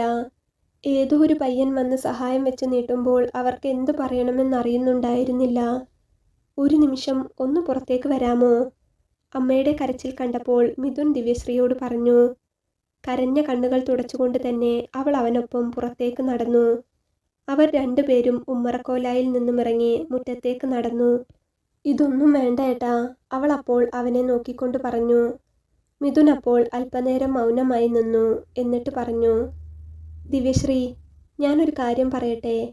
ഞാൻ പറയുന്നത് തെറ്റാണോ എന്നൊന്നും എനിക്കറിയില്ല. മനസ്സിലുള്ളത് പറയാതിരിക്കാൻ തോന്നിയില്ല, അതുകൊണ്ട് പറയുകയാണ്. തെറ്റാണെങ്കിൽ എന്നോട് ക്ഷമിക്കണം. മിഥുൻ ദിവ്യശ്രീയെ നന്നായി ഒന്ന് നോക്കി. മിഥുൻ എന്താണ് പറയാൻ പോകുന്നതെന്നറിയാതെ ദിവ്യശ്രീ ഒന്നും മിണ്ടാതെ അവൻ്റെ മുഖത്തേക്ക് തന്നെ നോക്കി നിന്നു. ആദ്യമൊക്കെ ജീവിതത്തിൽ ഒരു കൂട്ട് വേണമെന്നും വിവാഹം കഴിക്കണമെന്നുമൊക്കെയുള്ള ആഗ്രഹമുണ്ടായിരുന്നു. പക്ഷേ പോയ സ്ഥലങ്ങളിൽ നിന്നെല്ലാം പരിഹാസം കേട്ടു തുടങ്ങിയപ്പോൾ വിവാഹം എന്നൊരു കാര്യം തന്നെ ഞാൻ ഉപേക്ഷിച്ചതാണ്. ഇന്നലെ എനിക്ക് ദിവ്യശ്രീയെ റോഡിൽ വെച്ച് കണ്ടപ്പോൾ തന്നെ ഒരു ചെറിയ ഇഷ്ടം തോന്നിയിരുന്നു. പിന്നെ തന്നോട് സംസാരിച്ചപ്പോൾ വല്ലാത്തൊരിഷ്ടം തോന്നി. എനിക്ക് ദിവ്യശ്രീയെ വിവാഹം കഴിച്ചാൽ കൊള്ളാമെന്നുണ്ട്. ഇന്നലെ കണ്ടു, ഇന്ന് വന്നൊരാൾ ഇഷ്ടമാണെന്നൊക്കെ പറഞ്ഞാൽ അതിലെന്തെങ്കിലും ദുരുദ്ദേശമുണ്ടോ എന്നൊക്കെ ദിവ്യശ്രീക്ക് തോന്നാം. എന്നാൽ എൻ്റെ മനസ്സിൽ അങ്ങനെ ഒരു ദുരുദ്ദേശവുമില്ല കേട്ടോ. ചോദിച്ചത് തെറ്റാണെങ്കിൽ ആരോരുമില്ലാത്തൊരു അനാഥച്ചക്കന് തോന്നിപ്പോയ പൊട്ടബുദ്ധിയാണെന്ന് വിചാരിച്ചാൽ മതി. ദിവ്യശ്രീക്ക് വിവാഹം കഴിക്കാൻ പോകുന്ന ആളെക്കുറിച്ച് എന്തെങ്കിലും സങ്കല്പങ്ങളുണ്ടോ? അതോ ദിവ്യശ്രീയുടെ മനസ്സിൽ മറ്റാരെങ്കിലും ഉണ്ടോ എന്നൊന്നും എനിക്കറിയില്ല. ഒരു കാര്യം മാത്രം അറിഞ്ഞാൽ മതി, ദിവ്യശ്രീക്ക് എന്നെ ഇഷ്ടമാണോ എന്ന് മാത്രം. മിഥുൻ ചോദിച്ചു. മിഥുൻ്റെ ചോദ്യം കേട്ട് കരയുന്ന കണ്ണുകൾക്കിടയിലും ദിവ്യശ്രീ ചെറിയൊരു പുഞ്ചിരിയോടെ തല താഴ്ത്തി ഒന്നും മിണ്ടാതെ നിന്നു. ഈ മൗനം ഞാൻ സമ്മതമായി എടുത്തോട്ടെ? അവൻ ചോദിച്ചു. അതിന് മറുപടിയൊന്നും പറഞ്ഞില്ലെങ്കിലും അവളുടെ മനസ്സിലുള്ളത് മിഥുന് ഊഹിക്കാമായിരുന്നു. അവനുണ്ടായ സന്തോഷത്തിനപ്പോൾ അതിരുകൾ ഉണ്ടായിരുന്നില്ല. മിഥുൻ അപ്പോൾ അവളുടെ കൈപിടിച്ച് തൻ്റെ കയ്യിലുള്ള പൈസയുടെ പൊതി അവളുടെ കയ്യിൽ ഏൽപ്പിച്ചു. ഇനിയെങ്കിലും എന്നെ പുറമേ നിന്നുള്ള ഒരാളായി കാണാതെ ഈ പൈസ വാങ്ങിക്കണം, മിഥുൻ അവളോട് പറഞ്ഞു. ഞാനിത് വാങ്ങിക്കുന്നത് ശരിയാണോ? ദിവ്യശ്രീ മിഥുനെ നോക്കി. ഒരു ശരികേടുമില്ല, ഞാൻ പറഞ്ഞല്ലോ, എൻ്റെ കയ്യിലുള്ള പൈസയാണ്. വലിയ വിദ്യാഭ്യാസവും പഠിത്തവും ഒന്നുമില്ല എനിക്ക്. ഏതോ കാലം ഈ വണ്ടിയും തള്ളിക്കൊണ്ട് നടക്കാൻ തുടങ്ങിയതാ. പക്ഷേ അന്ന് തൊട്ട് ഇന്ന് വരെ ജീവിക്കാനുള്ള വക അവൻ തന്നിട്ടുണ്ട്. അതുകൊണ്ട് തന്നെയാണ് ഞാൻ അവനെ ചക്കര എന്ന് പേരിട്ടത്. എനിക്ക് അവൻ ശരിക്കും ചക്കര തന്നെയാണ്. എൻ്റെ എത്രയോ കണ്ണുനീർ കണ്ടിട്ടുള്ളതും എത്രയോ ഞാൻ കിടന്നുറങ്ങി സങ്കടം തീർത്തിട്ടുള്ളതുമായ എൻ്റെ അമ്മയും അച്ഛനുമൊക്കെ ആയ വണ്ടി അവനാണ്. ഇതെൻ്റെ കയ്യിലുള്ള ഞാൻ അധ്വാനിച്ചുണ്ടാക്കിയ പൈസയാണ്. തൽക്കാലം ഇത് കൊണ്ടുപോയി ബാങ്കിലെ കടം തീർക്കണം. അത് കഴിഞ്ഞിട്ടല്ലേ അമ്മയുടെ സർജറി? മാറാത്ത രോഗമൊന്നുമല്ലല്ലോ. സർജറി ചെയ്തു കഴിഞ്ഞാൽ അതങ്ങ് മാറില്ലേ? പിന്നെ ഞാൻ പറഞ്ഞല്ലോ, തനിക്ക് വേണമെങ്കിൽ എവിടെയെങ്കിലും ഒരു ജോലി ശരിയാക്കാം. അമ്മയെയും അനിയനെയും സഹായിക്കാൻ ഒരു ജോലി കയ്യിലുള്ളത് നല്ലതല്ലേ? ഇനി അതല്ലെങ്കിൽ താൻ എൻ്റെ ജീവിതത്തിലേക്ക് വരികയാണെങ്കിൽ എനിക്ക് നിങ്ങളെ പൊന്നുപോലെ നോക്കാനുള്ള വരുമാനം ഈ വണ്ടി തരുന്നുണ്ട്. അച്ഛൻ്റെയും അമ്മയുടെയും സ്നേഹം അറിയാത്തവനാണ് ഞാൻ. തൻ്റെ അമ്മയെ ഞാൻ എൻ്റെ സ്വന്തം അമ്മയായി കണ്ടുകൊണ്ട് പറയുകയാണ്. സർജറി കഴിഞ്ഞാൽ അമ്മയ്ക്ക് ഭേദപ്പെട്ടാൽ പിന്നെ എന്താണ് വിഷമിക്കാനുള്ളത്? എല്ലാം ശരിയാകും, വിഷമിക്കാതിരിക്കേ. ഇത് വാങ്ങണം. മിഥുൻ അത് പറഞ്ഞ് അവളെ നോക്കി ചിരിച്ചു. അവൾ അപ്പോൾ ഈറനണിഞ്ഞ കണ്ണുകളോടെ അവനെ തന്നെ നോക്കി. ഞാനിത് അമ്മയുടെ കയ്യിൽ കൊടുത്തോട്ടെ? മിഥുൻ ചോദിച്ചു. ഇത് വാങ്ങിക്കാനുള്ള അർഹതയുണ്ടോ ഞങ്ങൾക്ക് എന്നറിയില്ല. എന്നാലും ദിവ്യശ്രീ തലയാട്ടിക്കൊണ്ട് പറഞ്ഞു. അർഹതയുണ്ട്, മനസ്സറിഞ്ഞു തരുന്നതാണ്. അവൻ അത് പറഞ്ഞ് മുറ്റത്തു നിന്ന് ഉമ്മറത്തേക്ക് നടന്നു. അപ്പോഴും അമ്മ അവിടെ കസേരയിൽ ഇരിപ്പുണ്ടായിരുന്നു. മിഥുൻ ചുണ്ടിലൊരു നേർത്ത ചിരിയോടെ ഉമ്മറത്തേക്ക് കയറി. അമ്മ അവനെ കണ്ടപ്പോൾ വേഗം കസേരയിൽ നിന്ന് എണീറ്റു. അവൻ അപ്പോൾ ചെന്ന് അമ്മയുടെ കൈ പിടിച്ചു. ഭർത്താവ് മരിച്ചുപോയ സ്ത്രീ, രോഗിയായിരിക്കുന്ന സ്ത്രീ വീട് ജപ്തി ചെയ്യാനിരിക്കുന്നു. ആരും തുണയില്ലാതെ ഒരു തണലില്ലാതെ ഇരിക്കുന്ന അവരുടെ കൈ പുറത്തുനിന്ന് വന്ന ഏതോ ഒരാൺകുട്ടിയായ അവൻ സ്നേഹത്തോടെ ചേർത്ത് പിടിച്ചപ്പോൾ അവർ കരഞ്ഞുകൊണ്ട് അവൻ്റെ കണ്ണിലേക്ക് നോക്കി. അമ്മ ഇത് വാങ്ങിക്കണം. ഞാൻ ഇന്നലെ ഇവളെ കണ്ടതും ഹോസ്പിറ്റലിൽ കൊണ്ടുപോയതുമൊക്കെ ഒരു ദൈവനിശ്ചയമായിരിക്കും. ആരുമില്ലാത്തവനാ ഞാൻ. സ്നേഹത്തോടെ ഒന്നും കൊടുക്കാനും എനിക്ക് ആരുമില്ല. അമ്മയുടെ മോൻ തരുന്നതായിട്ട് കൂട്ടിയാൽ മതി. മിഥുൻ അത് പറഞ്ഞ് ആ പൊതി അമ്മയുടെ കയ്യിലേക്ക് ചേർത്ത് വെക്കുമ്പോൾ ആ അമ്മ പൊട്ടി പൊട്ടി കരയുകയായിരുന്നു. പൊന്നു മോനെ, ദൈവമായിട്ടാണ് നിന്നെ ഇവിടെ കൊണ്ടുവന്നത്. എൻ്റെ മോളെയും മോനെയും കൊണ്ട് എങ്ങോട്ട് പോകണമെന്ന് പോലും എനിക്കറിയില്ലായിരുന്നു. വാടകയ്ക്കൊരു വീടെടുക്കാൻ പോലും ഞങ്ങളുടെ കയ്യിൽ ഒന്നുമില്ല. മോൻ ശരിക്കും ദൈവം തന്നെയാണ്, മരിച്ചാലും മറക്കില്ല. അമ്മ അവൻ്റെ കാലിലേക്ക് വീഴാൻ പോയപ്പോൾ മിഥുൻ അമ്മയെ 2 കൈകൊണ്ടും ചേർത്ത് പിടിച്ചു. എന്താ ഇതമ്മേ? ഞാൻ പറഞ്ഞല്ലോ, എനിക്ക് മറ്റാരുമില്ല. ഇത് ഓട്ടോ ഓടി കിട്ടിയ പൈസയാണ്. എൻ്റെ കയ്യിലുള്ള സേവിങ്സ് ആണ്. ഇതവിടെ വെറുതെ അക്കൗണ്ടിലിടുന്നതിലും നല്ലത് ആർക്കെങ്കിലും ഒരു സഹായമാകുമെങ്കിൽ അപ്പോഴല്ലേ നോട്ടുകൾക്കൊരു വിലയുള്ളൂ. എല്ലാം ശരിയാകും. തൽക്കാലം പലിശ അടച്ച് ജപ്തി ഒഴിവാക്കുക. എന്നിട്ട് പിന്നെ അമ്മയുടെ സർജറി ചെയ്യാം. അമ്മയ്ക്ക് കൂടെ അസുഖം ഭേദപ്പെട്ടാൽ പിന്നെ എന്താണ് വിഷമിക്കാനുള്ളത്? ഞാൻ ദിവ്യശ്രീയോടൊരു കാര്യം പറഞ്ഞിട്ടുണ്ട്. എന്താണെന്ന് അവൾ പറയും. അമ്മയ്ക്ക് സമ്മതമാണെങ്കിൽ ഞാൻ ഉണ്ടാകുമെന്നും. അമ്മയുടെ സ്വന്തം മോനായിട്ട് കണ്ടാൽ മതി. വരട്ടെ. മിഥുൻ അത് പറഞ്ഞ് അമ്മയെ ആശ്വസിപ്പിച്ച് അവിടെ നിന്നിറങ്ങി. അമ്മ അപ്പോൾ ആ നോട്ടുകൾ മുറുകെ പിടിച്ചുകൊണ്ട് പൊട്ടിക്കരയുകയായിരുന്നു. ദൈവമാ മോളെ, ദൈവമായിട്ട് ആ മോനെ ഇവിടെ കൊണ്ടുവന്നത്. ഒരു സഹായം ചോദിക്കുക പോലും ചെയ്യാതെ ആ കുട്ടി അത് ചെയ്തില്ലേ? മറക്കരുത് മോളെ, ജീവനുള്ള കാലത്തോളം മറക്കരുത്. എത്രയൊക്കെ രക്തബന്ധങ്ങൾ ഉണ്ടെന്ന് പറഞ്ഞാലും സഹായിക്കാൻ ഇങ്ങനെ മനസ്സുള്ള ആരെങ്കിലുമേ കാണൂ. ആ കുഞ്ഞിനെ മരണം വരെ മറക്കരുത്. അമ്മ അത് പറഞ്ഞ് കരയുമ്പോൾ ദിവ്യശ്രീയുടെ 2 കണ്ണും നിറഞ്ഞൊഴുകുകയായിരുന്നു.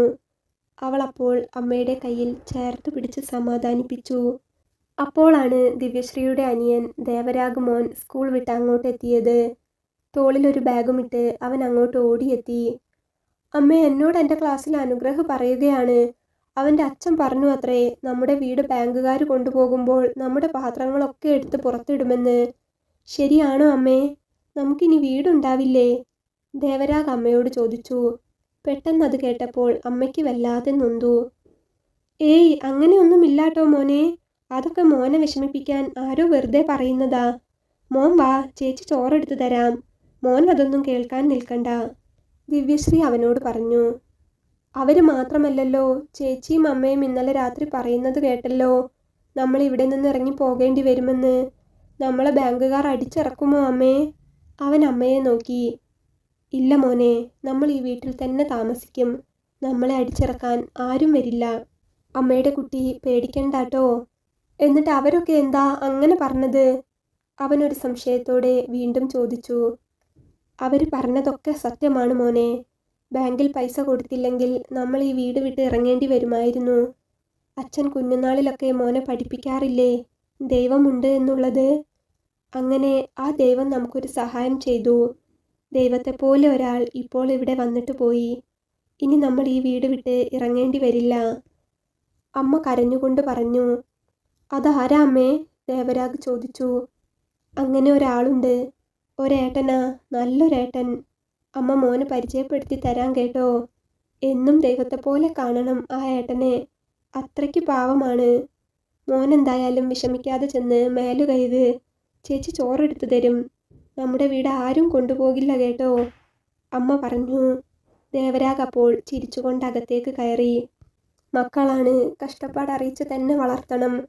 ഇപ്പോൾ ഇവിടെ വന്നിട്ട് പോയ ആ മോൻ്റെ നന്മ ഇവനെ പറഞ്ഞു പഠിപ്പിക്കണം.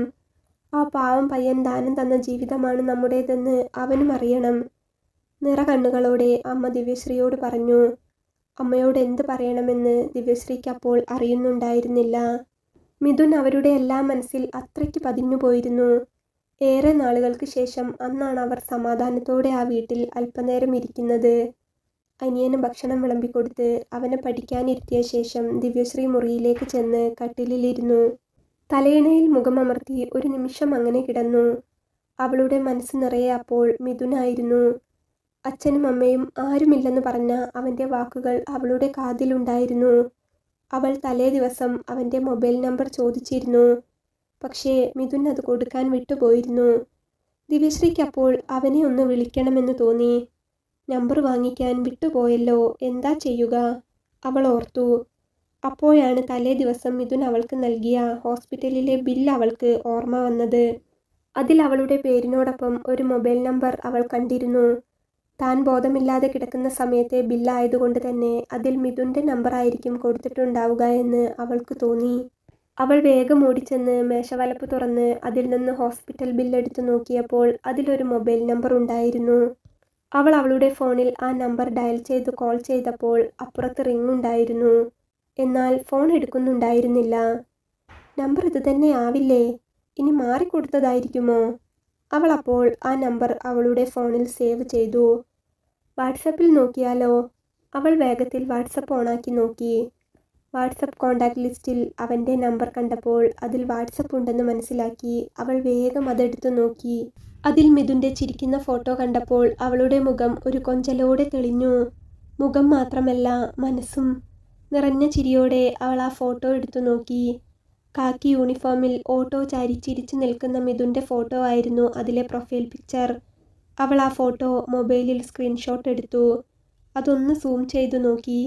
എത്ര കണ്ടിട്ടും മതിയാകാത്ത പോലെ അവൾ ആ ഫോട്ടോയിലേക്ക് തന്നെ നോക്കി നിന്നു. സ്നേഹത്തിനും മനുഷ്യത്വത്തിനും ഒരു മനുഷ്യൻ്റെ ഭംഗി കൂട്ടാൻ കഴിയുമെന്ന് പറയുന്ന പോലെ മിഥുൻ ഈ ലോകത്തേക്ക് വെച്ച് ഏറ്റവും സുന്ദരനാണെന്ന് അവൾക്ക് തോന്നി. അവൻ്റെ നിഷ്കളങ്കമായ ചിരിയിൽ അവൻ്റെ സ്നേഹമുണ്ടായിരുന്നു. കുറച്ചു നേരം അവൾ കണ്ണെടുക്കാതെ അതിലേക്ക് തന്നെ നോക്കി നിന്നു. അവളുടേത് പൊട്ടിയ സ്ക്രീനുള്ള ഫോണായിരുന്നെങ്കിൽ പോലും മിഥുൻ്റെ ഫോട്ടോ അതിൽ പ്രകാശിക്കുന്നുണ്ടായിരുന്നു. അവൾ മെല്ലെ ഫോൺ തൻ്റെ ചുണ്ടോട് ചേർത്തു. അവൻ്റെ മുഖത്തമർത്തി ഒരു ഉമ്മ വെച്ചു. ശരിക്കും സ്നേഹം തുളുമ്പുന്ന ആ ഉമ്മയിൽ അവളുടെ കണ്ണുകൾ നിറഞ്ഞിരുന്നു. അതെന്തായാലും മിഥുൻ്റെ നമ്പർ തന്നെയാണെന്ന് ഉറപ്പായതോടുകൂടി അവൾ വീണ്ടും അതിലേക്ക് കോൾ ചെയ്തു. അപ്പോഴും ഫോൺ റിംഗ് ഉണ്ടായിരുന്നു. എന്നാൽ മിഥുൻ കോൾ അറ്റൻഡ് ചെയ്തില്ല. എന്തായിരിക്കും എടുക്കാത്തത്? എൻ്റെ നമ്പറാണെന്ന് അറിയാൻ വഴിയില്ല. എന്നാലും കോൾ കണ്ടാൽ എടുക്കില്ലേ? ഇനി ഓട്ടത്തിലോ മറ്റോ ആയിരിക്കുമോ? അല്ലെങ്കിൽ സൈലൻ്റ് ആയിരിക്കുമോ? അവൾ ചിന്തിച്ചു. എന്തായാലും കുറച്ചു കഴിഞ്ഞ് ഒന്നുകൂടി വിളിച്ചു നോക്കാം. അല്ലെങ്കിൽ തിരിച്ചു വിളിക്കുമായിരിക്കും. അവൾ വീണ്ടും ഫോണിൽ ആ ഫോട്ടോ എടുത്തു വെച്ച് അവനെ നോക്കി നോക്കി പതിയെ മയങ്ങിപ്പോയിരുന്നു. അല്പനേരം കഴിഞ്ഞപ്പോൾ അവൻ്റെ ഫോണിൽ നിന്നും അവളുടെ ഫോണിലേക്കൊരു കോൾ വന്നു. ഫോണിൻ്റെ റിങ് പെട്ടെന്ന് കേട്ടതും അവൾ വിടർന്ന കണ്ണുകളോടെ വേഗം തന്നെ അതിലേക്ക് നോക്കി. മിഥുൻ്റെ കോളാണതെന്ന് കണ്ടപ്പോൾ അവളുടെ മുഖം സന്തോഷം കൊണ്ട് നിറഞ്ഞു. ഏറെ സന്തോഷത്തോടെ തന്നെ അവൾ കോൾ അറ്റൻഡ് ചെയ്തു. ഹലോ. അപ്പുറത്തു നിന്ന് കേട്ടത് കുറച്ച് കട്ടിയുള്ള ശബ്ദമായതിനാൽ തന്നെ അത് മിഥുനിൻ്റെ ശബ്ദമല്ലെന്ന് അവൾക്ക് മനസ്സിലായി. ഹലോ, ഇത് മിഥുനേട്ടൻ്റെ നമ്പറല്ലേ? അവൾ അപ്പോൾ ചോദിച്ചു. എന്നാൽ അപ്പുറത്തു നിന്നും അവൾ കേട്ട മറുപടിയിൽ അവൾ ആകെ ഞെട്ടിപ്പോയിരുന്നു. ഒരു നിമിഷം ഷോക്കേറ്റ പോലെ അവളുടെ കയ്യിൽ നിന്ന് ഫോൺ താഴെ വീഴാൻ പോയി. വിറയലോടെ അവൾ ആ ഫോൺ എങ്ങനെയോ എടുത്ത് വീണ്ടും ചെവിയിലേക്ക് വെച്ചു. അപ്പുറത്തു നിന്ന് കേട്ട ആ സംസാരം ഇങ്ങനെയായിരുന്നു. നിങ്ങൾ വിളിച്ച ആളുടെ പേര് മിഥുനെന്നാണോ എന്ന് ഞങ്ങൾക്കറിയില്ല. ഞങ്ങളിപ്പോൾ TKP ഹോസ്പിറ്റലിൽ നിന്നാണ് വിളിക്കുന്നത്. ഈ നമ്പറിലേക്ക് നിങ്ങളുടെ കോൾ കണ്ടപ്പോൾ തിരിച്ചു വിളിച്ചെന്നേയുള്ളൂ. ഈ ഫോണിൻ്റെ അവകാശിയായ ഓട്ടോക്കാരൻ പയ്യൻ ഒരു ആക്സിഡൻറ്റ് പറ്റി ഇവിടെ ഹോസ്പിറ്റലിലാണ്. ട്രാഫിക്കിൽ സിഗ്നൽ കാത്തു നിൽക്കുമ്പോൾ പിറകെ വന്ന ഒരു ലോറി ഓട്ടോയിലിടിച്ച് അപകടമുണ്ടായതാണ്. അല്പം സീരിയസ് ആണ്. നിങ്ങൾ ആ പയ്യൻ്റെ ആരാണെങ്കിലും ഒന്ന് ഹോസ്പിറ്റലിൽ വരണം, പെട്ടെന്ന് തന്നെ. അത് കേട്ടപ്പോൾ ദിവ്യശ്രീക്ക് ആകെ തല കറങ്ങുന്ന പോലെ തോന്നി. അല്പനേരം മുൻപ് ഇവിടെ നിന്ന് സന്തോഷത്തോടെ ഇറങ്ങിപ്പോയ ആളാണ്. പൈസയും കയ്യിലേൽപ്പിച്ച് ഞങ്ങളെ സമാധാനിപ്പിച്ച് പോയ ആൾക്ക് ഇത്ര പെട്ടെന്ന് ഇങ്ങനെ ഒരു അവസ്ഥ കേൾക്കുമ്പോൾ എന്താണ് ചെയ്യുക? അവൾക്കൊരു നിമിഷം തല കറങ്ങുന്ന പോലെ തോന്നി. ഞങ്ങളിപ്പോൾ തന്നെ വരാം, ദിവ്യശ്രീ ഒരു വിധത്തിൽ പറഞ്ഞൊപ്പിച്ച് ഫോൺ വെച്ചു. മുറിയിൽ നിന്ന് വിറച്ചുകൊണ്ടാണ് അവൾ അമ്മയ്ക്കരികിലേക്ക് എത്തിയത്. അമ്മേ അമ്മേ. ശ്വാസം മുട്ടുന്നതുപോലെ തോന്നിയതുകൊണ്ട് തന്നെ അവൾക്ക് സംസാരിക്കാൻ കഴിയുന്നുണ്ടായിരുന്നില്ല. എന്തു പറ്റി മോളെ? മുറിയിൽ മിഥുൻ ചെയ്ത സഹായം ഓർമ്മിച്ച് കിടക്കുകയായിരുന്ന അമ്മ പെട്ടെന്ന് തന്നെ എണീറ്റു. അമ്മേ, മിഥുനേട്ടന് ആക്സിഡൻറ്റ് പറ്റി സീരിയസ് ആയിട്ട് ഹോസ്പിറ്റലിലാണെന്ന്. ഞാനിപ്പോൾ ഏട്ടൻ്റെ നമ്പറിലേക്ക് വിളിച്ചപ്പോൾ ഹോസ്പിറ്റലിൽ നിന്ന് ആരോ ആണ് ഫോൺ എടുത്തത്, ദിവ്യശ്രീ പറഞ്ഞു. എന്നാൽ അത് കേട്ടതും അമ്മയും ഒരു നിമിഷം ഷോക്കായി പോവുകയാണ് ഉണ്ടായത്. അയ്യോ ദൈവമേ, ഇപ്പോൾ ഇവിടെ നിന്നും പോയ കുഞ്ഞല്ലേ, അതിനെന്തു പറ്റി? അമ്മ അവളോട് ചോദിച്ചു. അറിയില്ലമ്മേ, നമുക്കൊന്നു പോകാം. അവൾ അമ്മയെ നോക്കി. ഇപ്പോൾ തന്നെ പോകാം മോളെ. നീ ഒരു കാര്യം ചെയ്യ്, സുധാകരേട്ടൻ്റെ വണ്ടി വിളിച്ചിട്ട് ഒന്ന് ബസ് സ്റ്റോപ്പിൽ ഇറക്കി തരാൻ പറ. അവിടെ നിന്ന് നമുക്ക് ബസ്സിന് പോകാം. അമ്മ വേഗത്തിൽ എണീറ്റ് സാരി മാറ്റാനായി പോയി. മോൻ വേഗം ചെന്ന് ഡ്രസ്സ് മാറു കേട്ടോ. നേരത്തെ അമ്മ പറഞ്ഞില്ലേ ഇവിടെ വന്ന് നമുക്ക് പൈസ തന്നിട്ട് പോയ ഒരു ഏട്ടനെ പറ്റി? ആ ഏട്ടന് വയ്യ, ഹോസ്പിറ്റലിലാണെന്ന്. നമുക്കൊന്നു പോകണം. മോൻ വേഗം ചെന്ന് ഷർട്ടും പാൻറ്റും എടുത്തിട്ടേ, ദിവ്യശ്രീ അനിയനോട് പറഞ്ഞു. ശേഷം അവളും ചെന്ന് വേഗം ഡ്രസ്സ് മാറി. അവർ ഹോസ്പിറ്റലിലെത്തുമ്പോൾ ICUവിന് മുൻപിൽ ആളുകൾ നിൽപ്പുണ്ടായിരുന്നു. നിങ്ങളാണോ മിഥുനെ കൊണ്ടുവന്നത്? എന്താ അവന് പറ്റിയത്? അമ്മയാണ് വെപ്രാളപ്പെട്ടുകൊണ്ട് അത് പോയി ചോദിച്ചത്. അതെ, നിങ്ങൾ ആരാണ്? മിഥുൻ്റെ റിലേറ്റീവ്സ് ആണോ? അവിടെയുള്ളവരിൽ ഒരാൾ അവരോട് ചോദിച്ചു. അതെ, ഞാൻ അവൻ്റെ അമ്മയാണ്. അമ്മ സാരിത്തലപ്പ് കൊണ്ട് മുഖം തുടച്ചത് പറഞ്ഞപ്പോൾ ദിവ്യശ്രീ അമ്മയെ തന്നെ നോക്കി. അവളുടെ കണ്ണിൽ നിന്നപ്പോൾ അവൾ അറിയാതെ 2 തുള്ളി കണ്ണുനീർ വീണിരുന്നു. ഒന്നും പറയണ്ട ചേച്ചി, ഇപ്പോഴത്തെ കാലമല്ലേ, റോഡിലിറങ്ങിയാൽ ഒട്ടും സേഫല്ല. ട്രാഫിക്കിൽ സിഗ്നൽ കാത്തു നിൽക്കുമ്പോൾ സ്പീഡിൽ വന്നൊരു ലോറി പെട്ടെന്ന് തട്ടിയതാ. പേടിക്കാനൊന്നുമില്ല, ഇപ്പോൾ ഒബ്സർവേഷനിലാണ്. നിങ്ങൾ ഡോക്ടറുടെ അടുത്തേക്ക് ചെല്ല്. അയാൾ അത് പറഞ്ഞപ്പോൾ അമ്മയും ദിവ്യശ്രീയും അനിയനും വേഗം തന്നെ കാഷ്വാലിറ്റിയിലേക്ക് ചെന്നു. ഡോക്ടറോട് കാര്യങ്ങൾ ചോദിച്ചു. ഏയ് പേടിക്കാനൊന്നുമില്ല. കൈക്കും കാലിനും ചെറുതായിട്ടൊരു ഫ്രാക്ചറുണ്ട്. മറ്റു കുഴപ്പമൊന്നുമില്ല. ലോറി വന്ന് തട്ടിയപ്പോൾ ഓട്ടോ മറിഞ്ഞതാണ്. കൊണ്ടുവന്നപ്പോൾ ദേഹത്താകെ ബ്ലഡുണ്ടായിരുന്നു. കണ്ടപ്പോൾ ഞങ്ങളൊന്ന് പേടിച്ചു. എന്നാൽ പേടിക്കാനൊന്നുമില്ല. മരുന്ന് വെച്ചിട്ടുണ്ട്. കൈക്കും കാലിനും പ്ലാസ്റ്റർ ഇട്ടിട്ടുണ്ട്. ഇപ്പോൾ ഒരു മയക്കത്തില്ല. ICUവിനടുത്തുള്ള റൂമിലേക്ക് ഷിഫ്റ്റ് ചെയ്തിട്ടുണ്ട്. നിങ്ങൾ അവിടേക്ക് ചെന്നോളൂ. ഡോക്ടർ അത് പറഞ്ഞപ്പോൾ അവർ വേഗം മിഥുൻ കിടക്കുന്ന മുറിയിലേക്ക് ചെന്നു. അവനപ്പോൾ മയക്കത്തിലായിരുന്നു. മിഥുൻ്റെ റിലേറ്റീവ്സ് ആണോ? അവിടെ ഉണ്ടായിരുന്ന സിസ്റ്റർ അപ്പോൾ ചോദിച്ചു. അതെ, എങ്ങനെയുണ്ട് സിസ്റ്റർ ഇപ്പോൾ? അമ്മ ചോദിച്ചു. പേടിക്കാനൊന്നുമില്ല. കൈക്കും കാലിനും ഫ്രാക്ചറുണ്ട്. പ്ലാസ്റ്റർ ഇട്ടിട്ടുണ്ട്. ആള് മയക്കത്തിലാ. പെയിനുള്ളത് കൊണ്ട് സെഡേഷൻ കൊടുത്തിട്ടുണ്ട്. ഉറങ്ങിക്കോട്ടെ. ടെൻഷൻ ആവണ്ട. ദൈവം കാത്തു. സിസ്റ്റർ അത് പറഞ്ഞ് പുറത്തേക്ക് പോയപ്പോൾ ദിവ്യശ്രീയും അമ്മയും അവനെ കണ്ണ് നിറയെ കാണുകയായിരുന്നു. വൈകിട്ട് പൈസ ഏൽപ്പിച്ച് ഒരു മോൻ്റെ പോലെ കൈപിടിച്ച് ആശ്വസിപ്പിച്ചിട്ട് പോയ അവൻ്റെ മുഖം മാത്രമായിരുന്നു അമ്മയുടെ മനസ്സിൽ. ദിവ്യശ്രീയുടെ മനസ്സിലും അതെ. അവൻ്റെ ചിരിക്കുന്ന മുഖം വല്ലാതെ പതിഞ്ഞിരുന്നു. കയ്യിലും കാലിലും പ്ലാസ്റ്ററും നെറ്റിയിലൊക്കെ മുറിവുമായി ബോധമില്ലാതെ കിടക്കുന്ന അവനെ കണ്ടപ്പോൾ അവൾ പൊട്ടിക്കരഞ്ഞു. അമ്മയും അതെ. അവൻ്റെ അരികിൽ ചെന്ന് നിന്ന് വിങ്ങിപ്പൊട്ടുകയായിരുന്നു. ഇതാണോ ചേച്ചി നമ്മളെ സഹായിച്ച ഏട്ടൻ? ദേവരാഗ് അപ്പോൾ അവളോട് ചോദിച്ചു. അതേ മോനെ, പാവമാ. ദിവ്യശ്രീ കരഞ്ഞുകൊണ്ട് പറഞ്ഞു. അന്ന് രാത്രി ഒരു തുള്ളി വെള്ളം പോലും കുടിക്കാതെ അവർ മിഥുനരികിൽ കാവലിരുന്നു. പിറ്റേന്ന് രാവിലെ സിസ്റ്റർ വന്നപ്പോഴും മിഥുൻ ഉറക്കത്തിൽ തന്നെ ആയിരുന്നു. ആളിതുവരെ എണീറ്റില്ലേ? സിസ്റ്റർ അവരോട് ചോദിച്ചു. ഇല്ല, അമ്മ പറഞ്ഞു. സെഡേഷൻ്റെ സമയമൊക്കെ കഴിഞ്ഞല്ലോ. അപ്പോൾ നല്ല പെയിനുണ്ടെന്ന് പറഞ്ഞതുകൊണ്ട് കൊടുത്തതാ. ആളെ വിളിച്ചോളൂ. നേരം പുലർന്നില്ലേ? അത് പറഞ്ഞ സിസ്റ്റർ ചെന്ന് മിഥുൻ്റെ കയ്യിൽ ചെറുതായി ഒന്ന് തട്ടി വിളിച്ചു. മിഥുൻ, എണീറ്റേ. രണ്ടാമത്തെ തവണയും സിസ്റ്റർ ഒന്ന് തട്ടി വിളിച്ചപ്പോൾ മിഥുൻ്റെ കണ്ണുകൾ മെല്ലെ ചലിച്ചു. അവൻ മെല്ലെ അവൻ്റെ കണ്ണു തുറന്നു. കരഞ്ഞു കലങ്ങിയ കണ്ണുകളുമായി തൻ്റെ അരികിൽ നിൽക്കുന്ന ദിവ്യശ്രീയുടെ മുഖമാണ് അവനപ്പോൾ കണ്ടത്. അവളെ കണ്ടതും അവൻ ആകാംക്ഷയോടെ ഒന്ന് നോക്കി. പിന്നെ മെല്ലെ ഒന്ന് ചിരിച്ചു. ഇവരൊക്കെ എപ്പോ വന്നു എന്നായിരുന്നു അവൻ്റെ മനസ്സിലെ സംശയം. എങ്ങനെയുണ്ടിപ്പോൾ? വേദന കുറവുണ്ടോ? സിസ്റ്റർ അവനോട് ചോദിച്ചു. ഉണ്ട്. അവനൊന്ന് ചെറുതായി തലയാട്ടി. സിസ്റ്റർ അപ്പോൾ അവൻ്റെ കയ്യിലൊരു ഇഞ്ചക്ഷൻ കൊടുത്തു. എന്നിട്ട് പറഞ്ഞു. കുഴപ്പമില്ല, മുറിവിൻ്റെ ചെറിയ പെയിനുണ്ടാകും. പതിയെ മാറിക്കോളും കേട്ടോ. ഇന്നുകൂടെ ഇവിടെ കിടന്നിട്ട് നാളെ മിക്കവാറും പോകാൻ പറ്റാൻ മതി. ചായയോ മറ്റോ എന്താണെന്ന് വെച്ചാൽ പേഷ്യൻറ്റിന് വാങ്ങിച്ചു കൊടുത്തോളൂ കേട്ടോ. സിസ്റ്റർ അത് പറഞ്ഞ് അവൻ്റെ കേസ് ഫയൽ എടുത്തു നോക്കിക്കൊണ്ട് അപ്പുറത്തേക്ക് മാറി. എങ്ങനെയുണ്ട് മോനെ? അമ്മ അപ്പോൾ അവൻ അരികിലേക്ക് ചെന്നു. കുഴപ്പമില്ല. നിങ്ങൾ എങ്ങനെ അറിഞ്ഞു? എപ്പോഴാ വന്നത്? സംസാരിക്കാൻ വയ്യെങ്കിലും അവൻ മെല്ലെ ചോദിച്ചു. ഞാൻ ഇന്നലെ എൻ്റെ ഹോസ്പിറ്റൽ ബില്ല് നോക്കി ഏട്ടൻ്റെ ഫോണിലേക്ക് വിളിച്ചിരുന്നു. ഇവിടെ കൊണ്ടുവന്നവർ എന്നെ തിരിച്ചു വിളിച്ചിട്ട് പറഞ്ഞതാ.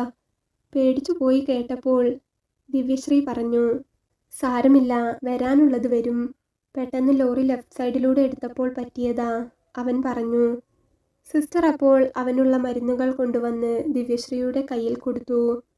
ഇത് ഭക്ഷണത്തിന് മുൻപ് കൊടുക്കണം. പിന്നെ ഒന്ന് ചായ കഴിഞ്ഞിട്ട് കൊടുത്താൽ മതി. ഉച്ചയ്ക്കുള്ള മരുന്ന് പിന്നെ തരാം. അത് പറഞ്ഞ് സിസ്റ്റർ അവിടെ ഫയൽ വെച്ചു. എന്നിട്ട് മിഥുനെ നോക്കി. തൻ്റെ അമ്മയും ഭാര്യയും ഒക്കെ എന്തായാലും നല്ല സ്നേഹമുള്ളവരാ കേട്ടോ. രാത്രിയൊക്കെ ഞാൻ വന്ന് നോക്കുമ്പോൾ രണ്ടുപേരും ഇരുന്ന് കരയുകയായിരുന്നു. ഒന്നുമില്ലെന്ന് മിഥുൻ തന്നെ അവരെ പറഞ്ഞ് സമാധാനിപ്പിച്ചോ കേട്ടോ. ചെറിയൊരു പരിക്ക്, അത്രയേ ഉള്ളൂ. പേടിക്കണ്ട. സിസ്റ്റർ അത് പറഞ്ഞ് അവിടെ നിന്ന് പോയപ്പോൾ മിഥുൻ അവരെ തന്നെ നോക്കി. അവനപ്പോൾ എന്തു പറയണമെന്നറിയുന്നുണ്ടായിരുന്നില്ല. അവൻ്റെ കണ്ണുകൾ രണ്ടും നിറഞ്ഞു. ആരുമില്ലാത്തവനാണ് ഞാൻ.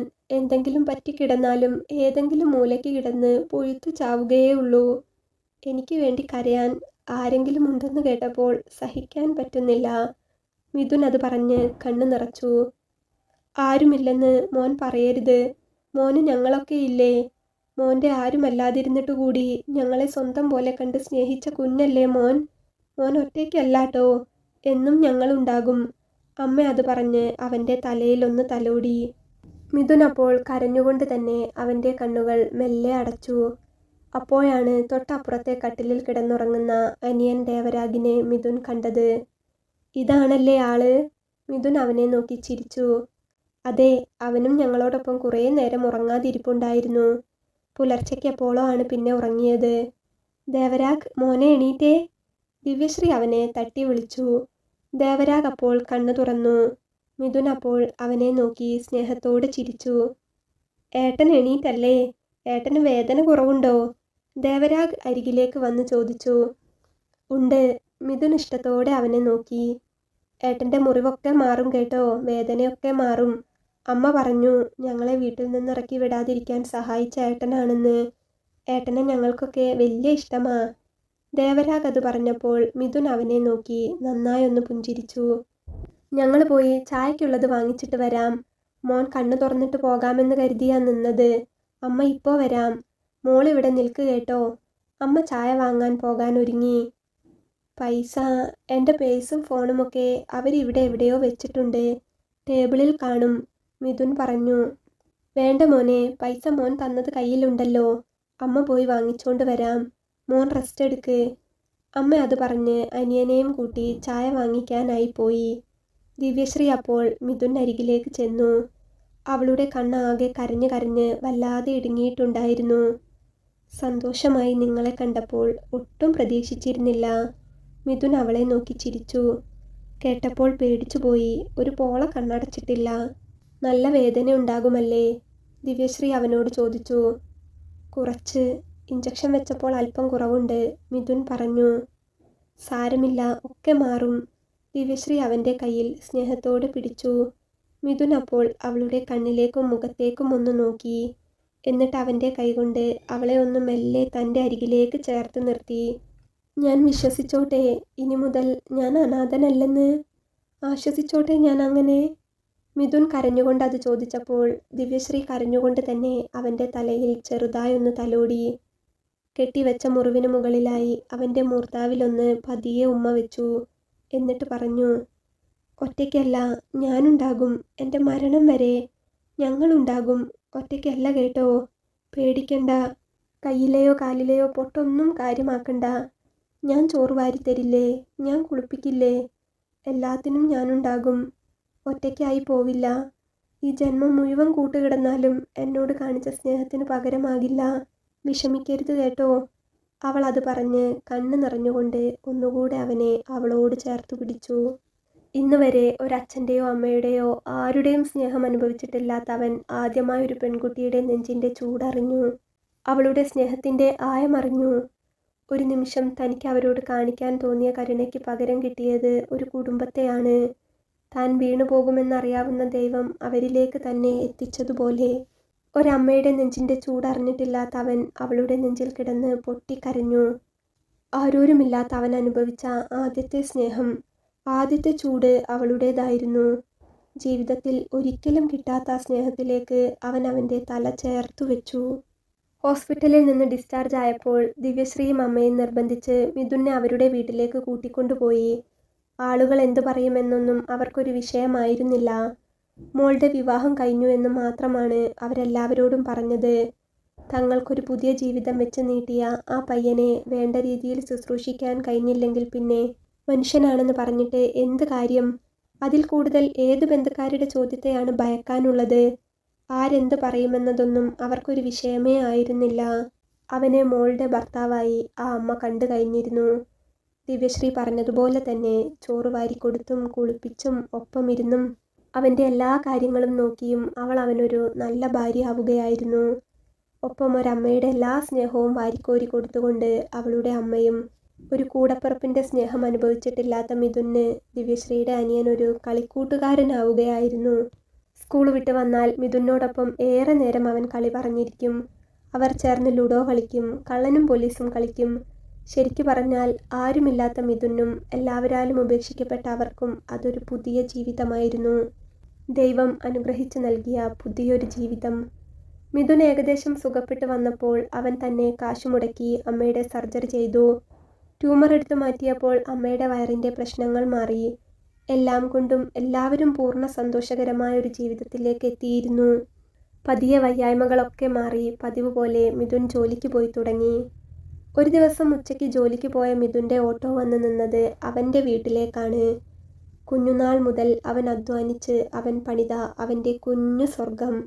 അതിമനോഹരമായ ആ കുഞ്ഞു വാർപ്പ് വീട് നിറയെ ചെടികളാലും പൂക്കളാലും വളരെ മനോഹരമായി ഉണ്ടായിരുന്നു. ഓട്ടോ നിർത്തി കയ്യിലൊരു കവറുമായി അവൻ ആ വീട്ടിലേക്ക് കയറുമ്പോൾ വീടിൻ്റെ പേരപ്പോൾ ദിവ്യശ്രീ എന്നായിരുന്നു. ആ മോൻ വന്നോ? ഓട്ടോയുടെ ശബ്ദം കേട്ടപ്പോൾ അടുക്കളയിൽ നിന്നും അമ്മ ഉമ്മറത്തേക്ക് എത്തിക്കൊണ്ട് ചോദിച്ചു. അമ്മേ, ഇത് കുറച്ച് പിടയ്ക്കുന്ന പുഴമീനാ. കടവത്ത് വരെ ഒരു ഓട്ടം പോകാനുണ്ടായിരുന്നു. അവിടെ കണ്ടപ്പോൾ വാങ്ങിയതാ. വറുത്തിട്ടോ കറി വെച്ചിട്ടോ എങ്ങനെയാണെന്ന് വെച്ചാൽ ഉണ്ടാക്കിക്കോളൂ, അവൾക്ക് ഇഷ്ടപ്പെടും. അവൻ അത് പറഞ്ഞ് ആ കവർ അമ്മയ്ക്ക് നേരെ നീട്ടി. അമ്മ ചിരിച്ചുകൊണ്ട് അത് കയ്യിൽ വാങ്ങി. മോന് കുടിക്കാൻ നാരങ്ങ വെള്ളം കലക്കട്ടെ? ചൂടല്ലേ? അമ്മ ചോദിച്ചു. വേണ്ടമ്മേ, ഞാൻ വരുമ്പോൾ ഒരു സോഡ കുടിച്ചിരുന്നു. അമ്മ കുറച്ച് തണുത്ത വെള്ളം എടുത്താൽ മതി. അവളെവിടെ, കിടക്കുകയാണോ? മിഥുൻ ദിവ്യശ്രീയെ നോക്കി. അകത്തുണ്ട്. അടുക്കളയിൽ കുറച്ചു നേരം നിന്നപ്പോൾ കാല് നീര് വന്നിരുന്നു. അങ്ങനെ ഇപ്പോൾ പോയി കിടന്നതാ. അമ്മ അത് പറഞ്ഞ് ഫ്രിഡ്ജിൽ നിന്നും വെള്ളമെടുത്ത് അവന് കൊടുത്തു. അവൻ അത് വാങ്ങി കുടിച്ചു. അമ്മ ചെന്നിത് ഉണ്ടാക്കട്ടെ? മോൻ എന്താ ഇഷ്ടം? കറിയാണോ? അമ്മ അവനെ നോക്കി. എൻ്റെ ഇഷ്ടം നോക്കണ്ട, അവൾക്ക് എന്താണ് ഇഷ്ടമെന്ന് വെച്ചാൽ അത് മതി അമ്മേ. അവൻ അത് പറഞ്ഞ് മുറിയിലേക്ക് ചെന്നു. അമ്മ അടുക്കളയിലേക്കും. മിഥുൻ മുറിയിലേക്ക് ചെന്നപ്പോൾ ദിവ്യശ്രീ അവിടെ കിടക്കുകയായിരുന്നു. പെട്ടെന്ന് അവൻ ചെന്ന് അവളുടെ കാലിൽ പിടിച്ചപ്പോഴാണ് അവൾ കണ്ണു തുറന്നത്. ഉറങ്ങിപ്പോയോ താൻ? മിഥുൻ ചിരിച്ചുകൊണ്ട് അവളോട് ചോദിച്ചു. ഏട്ടൻ എപ്പോ വന്നു? ഓട്ടോയുടെ ശബ്ദം കേട്ടില്ലല്ലോ. ദിവ്യശ്രീ വേഗം എണീക്കാൻ നോക്കി. മിഥുൻ അപ്പോൾ അവളെ ഒന്ന് താങ്ങിക്കൊടുത്തു. ഗർഭിണിയായിട്ട് 8ാം മാസം ആയതുകൊണ്ട് തന്നെ അവൾക്ക് അത്യാവശ്യം നല്ല വയറുണ്ടായിരുന്നു. ചവിട്ടും തൊഴിയുമൊക്കെ ഇല്ലേ? മിഥുൻ അവളുടെ വയറ്റിൽ കൈവച്ചുകൊണ്ട് ചോദിച്ചു. ഉണ്ട്, ഇപ്പോൾ കൂടി ഇളക്കി മറിച്ചിട്ടേ ഉള്ളൂ. ദിവ്യശ്രീ ചിരിച്ചു. അവൾ അപ്പോൾ അവൻ്റെ നെറ്റിയിൽ ഒന്ന് കൈവച്ച് നോക്കി. ആകെ വിയർത്തല്ലോ, നന്നായി വെയിൽ കൊണ്ടുവല്ലേ? അവൾ ഒരു വിഷമത്തോടെ അവനെ നോക്കി. ഏയ്, വെയിൽ കൊള്ളുന്നതൊന്നും നമുക്കൊരു വിഷയമല്ലല്ലോ. കാലിന് നല്ല നീരുണ്ടല്ലേ? അവൻ അവളുടെ കാൽപാദം മുതൽ മുട്ട് വരെ ഒന്ന് തലോടി. ചെറുതായിട്ട് നീരുണ്ട്, അവൾ പറഞ്ഞു. വേദനയുണ്ടോ? ഞാൻ അല്പനേരം തടവിത്തരാം. അവൻ അത് പറഞ്ഞ് അവളുടെ കാൽ മെല്ലെ പിടിച്ച് തടവാൻ തുടങ്ങി. സാരമില്ല, ക്ഷീണിച്ചു വന്നപാടെ ഇനി കാല് തടവാൻ നിൽക്കണ്ട. സാരമില്ലേട്ടാ, അവൾ പറഞ്ഞു. അതൊന്നും കുഴപ്പമില്ല, നീ കിടന്നോ. നല്ല പുഴമീൻ കിട്ടിയിട്ടുണ്ട്. അമ്മ അതുണ്ടാക്കുന്നുണ്ട്. നന്നായി കഴിച്ചോട്ടോ. അവൻ അത് പറഞ്ഞ് അവളെ സ്നേഹത്തോടെ നോക്കി. ദിവ്യശ്രീ അപ്പോൾ കുറച്ചു നേരം മിഥുൻ്റെ കണ്ണിലേക്ക് തന്നെ നോക്കി. എന്നിട്ട് അവനോട് ചോദിച്ചു. എൻ്റെ അടുത്ത് അല്പനേരം കിടക്കാമോ ഏട്ടാ? അത് ചോദിച്ചപ്പോൾ പെട്ടെന്ന് അവന് എന്തോ തോന്നി. എന്തു പറ്റി? അവൻ ചോദിച്ചു. ഒന്നുമില്ല, അല്പനേരം കിടക്കാമോ ഏട്ടാ? ഓ, കിടക്കാലോ. ഞാൻ ആകെ വേർതിരിക്കുകയാ. ഒന്ന് വേഗത്തിൽ പോയി മേല് കഴുകിയിട്ട് വരാം. അവൻ അത് പറഞ്ഞ് എണീക്കാൻ നോക്കിയപ്പോൾ അവൾ അവൻ്റെ കയ്യിൽ പിടിച്ചു. എന്നിട്ട് അല്പം കണ്ണ് നിറച്ചുകൊണ്ട് അവനോട് പറഞ്ഞു. മേലൊന്നും കഴുകണ്ട, എൻ്റെ അടുത്ത് അല്പനേരം ഇങ്ങനെ കിടന്നാൽ മതി. കണ്ണ് നിറച്ചുകൊണ്ട് അവൾ അത് പറഞ്ഞപ്പോൾ മിഥുൻ എന്തോ പോലെ തോന്നി. അവൻ എണീറ്റ് ചെന്ന് വാതിൽ കുറ്റിയിട്ടു. എന്നിട്ട് വന്ന് അവളുടെ അരികിൽ അവളോട് ചേർന്ന് കിടന്നു. അവൻ്റെ കൈകൊണ്ട് അവളുടെ വയറിൽ തടവി. അവളപ്പോൾ ഒന്നുകൂടെ അവൻ്റെ നെഞ്ചിലേക്ക് മുഖം ചേർത്തു വെച്ചു. അവൻ്റെ അരികിലേക്ക് ചേർന്ന് കിടന്നു. എന്നിട്ട് പറഞ്ഞു. എനിക്ക് ഈ വിയർപ്പിൽ കിടക്കാനാ ഇഷ്ടം. കാരണം ഇതാണല്ലോ എൻ്റെ ജീവിതം. അവൾ അത് പറഞ്ഞ് കണ്ണ് നിറച്ചപ്പോൾ മിഥുൻ അറിയാതെ അവൻ്റെ കണ്ണ് നിറഞ്ഞു പോയിരുന്നു. അവൻ അപ്പോൾ എണീറ്റിരുന്ന് അവളുടെ വയറ്റിൽ മെല്ലെ ഒരു ഉമ്മ കൊടുത്തു. ശേഷം അവളെ ഒന്നുകൂടെ അവനോട് ചേർത്ത് പിടിച്ചു. അവളുടെ പിൻകഴുത്തിലായി മെല്ലെ മെല്ലെ ഉമ്മ വെച്ചു. എന്നിട്ട് പറഞ്ഞു. എനിക്കും നീയല്ലേ ജീവിതം. നിന്നെ കാണാൻ തോന്നുന്നത് കൊണ്ടല്ലേ ഞാൻ രാവിലെ പോയി കഴിഞ്ഞാൽ ഇടയ്ക്കിടയ്ക്ക് ഓട്ടം നിർത്തി വെച്ച് വരുന്നത്. ഒന്ന് കണ്ടിട്ട് പോകുമ്പോൾ വല്ലാത്തൊരു സമാധാനമാണ്.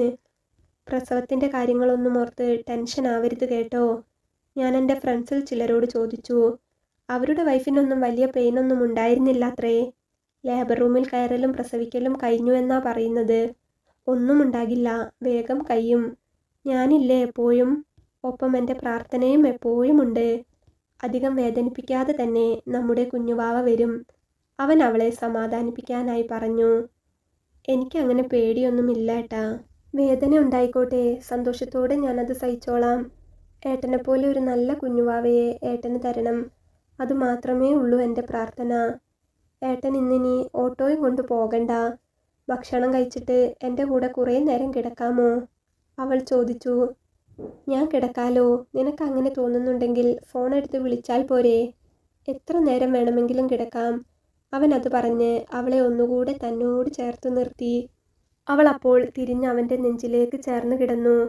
അവൻ്റെ ഷർട്ടിനുള്ളിലൂടെ അവൻ്റെ വിയർത്ത നെഞ്ചിലേക്ക് പറ്റിച്ചേർന്നു. ഈ ലോകത്ത് കിട്ടാവുന്നതിൽ വെച്ച് ഏറ്റവും നല്ല സുഗന്ധമാണ് അവൻ്റെ വിയർപ്പിനുള്ളതെന്നാണ് അവൾക്ക് തോന്നിയത്.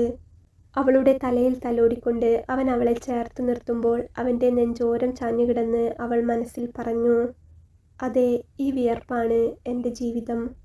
എൻ്റെ മാത്രമല്ല, എൻ്റെ കുടുംബത്തിൻ്റെയും ജീവിതം. എൻ്റെ ഏട്ടനെന്നും സന്തോഷം മാത്രം നൽകണേ ദൈവമേ. ഈറനണിഞ്ഞ കണ്ണുകളോടെ അവൾ ആ വിയർപ്പ് തുള്ളികളെ അവളിലേക്ക് ഒപ്പിയെടുത്തു. അനാഥനെന്ന് മുദ്രകുത്തി പലരും കളിയാക്കി തള്ളിക്കളഞ്ഞ അവൻ്റെ ജീവിതത്തിലേക്ക് കയറി വന്ന മാലാഖയായിരുന്നു അവനെ സംബന്ധിച്ചിടത്തോളം അവൾ. ഞാനിനി അനാഥനല്ല. എൻ്റെ ചോരയിലെ കുഞ്ഞാണ് ഇവളുടെ ഉദരത്തിലുള്ളത്. ഇനി ആർക്കാണ് എന്നെ അനാഥനാക്കാൻ കഴിയുക? കുഞ്ഞിനെയും അവളെയും മനസ്സിൻ്റെ കോണിൽ ആഴത്തിൽ പതിപ്പിച്ചുകൊണ്ട് മിഥുൻ അവൻ്റെ സ്നേഹം അവൾക്ക് പകർന്നു നൽകുകയായിരുന്നു അപ്പോൾ. അതെ, ഈ ലോകത്തിൽ മറ്റൊന്നിനും പകരം വയ്ക്കാനില്ലാത്ത ആഴത്തിലുള്ള സ്നേഹം. വരാനിരിക്കുന്ന അവരുടെ കുഞ്ഞിനൊപ്പം അവരുടെ ജീവിതം ശുഭമായിരിക്കട്ടെ.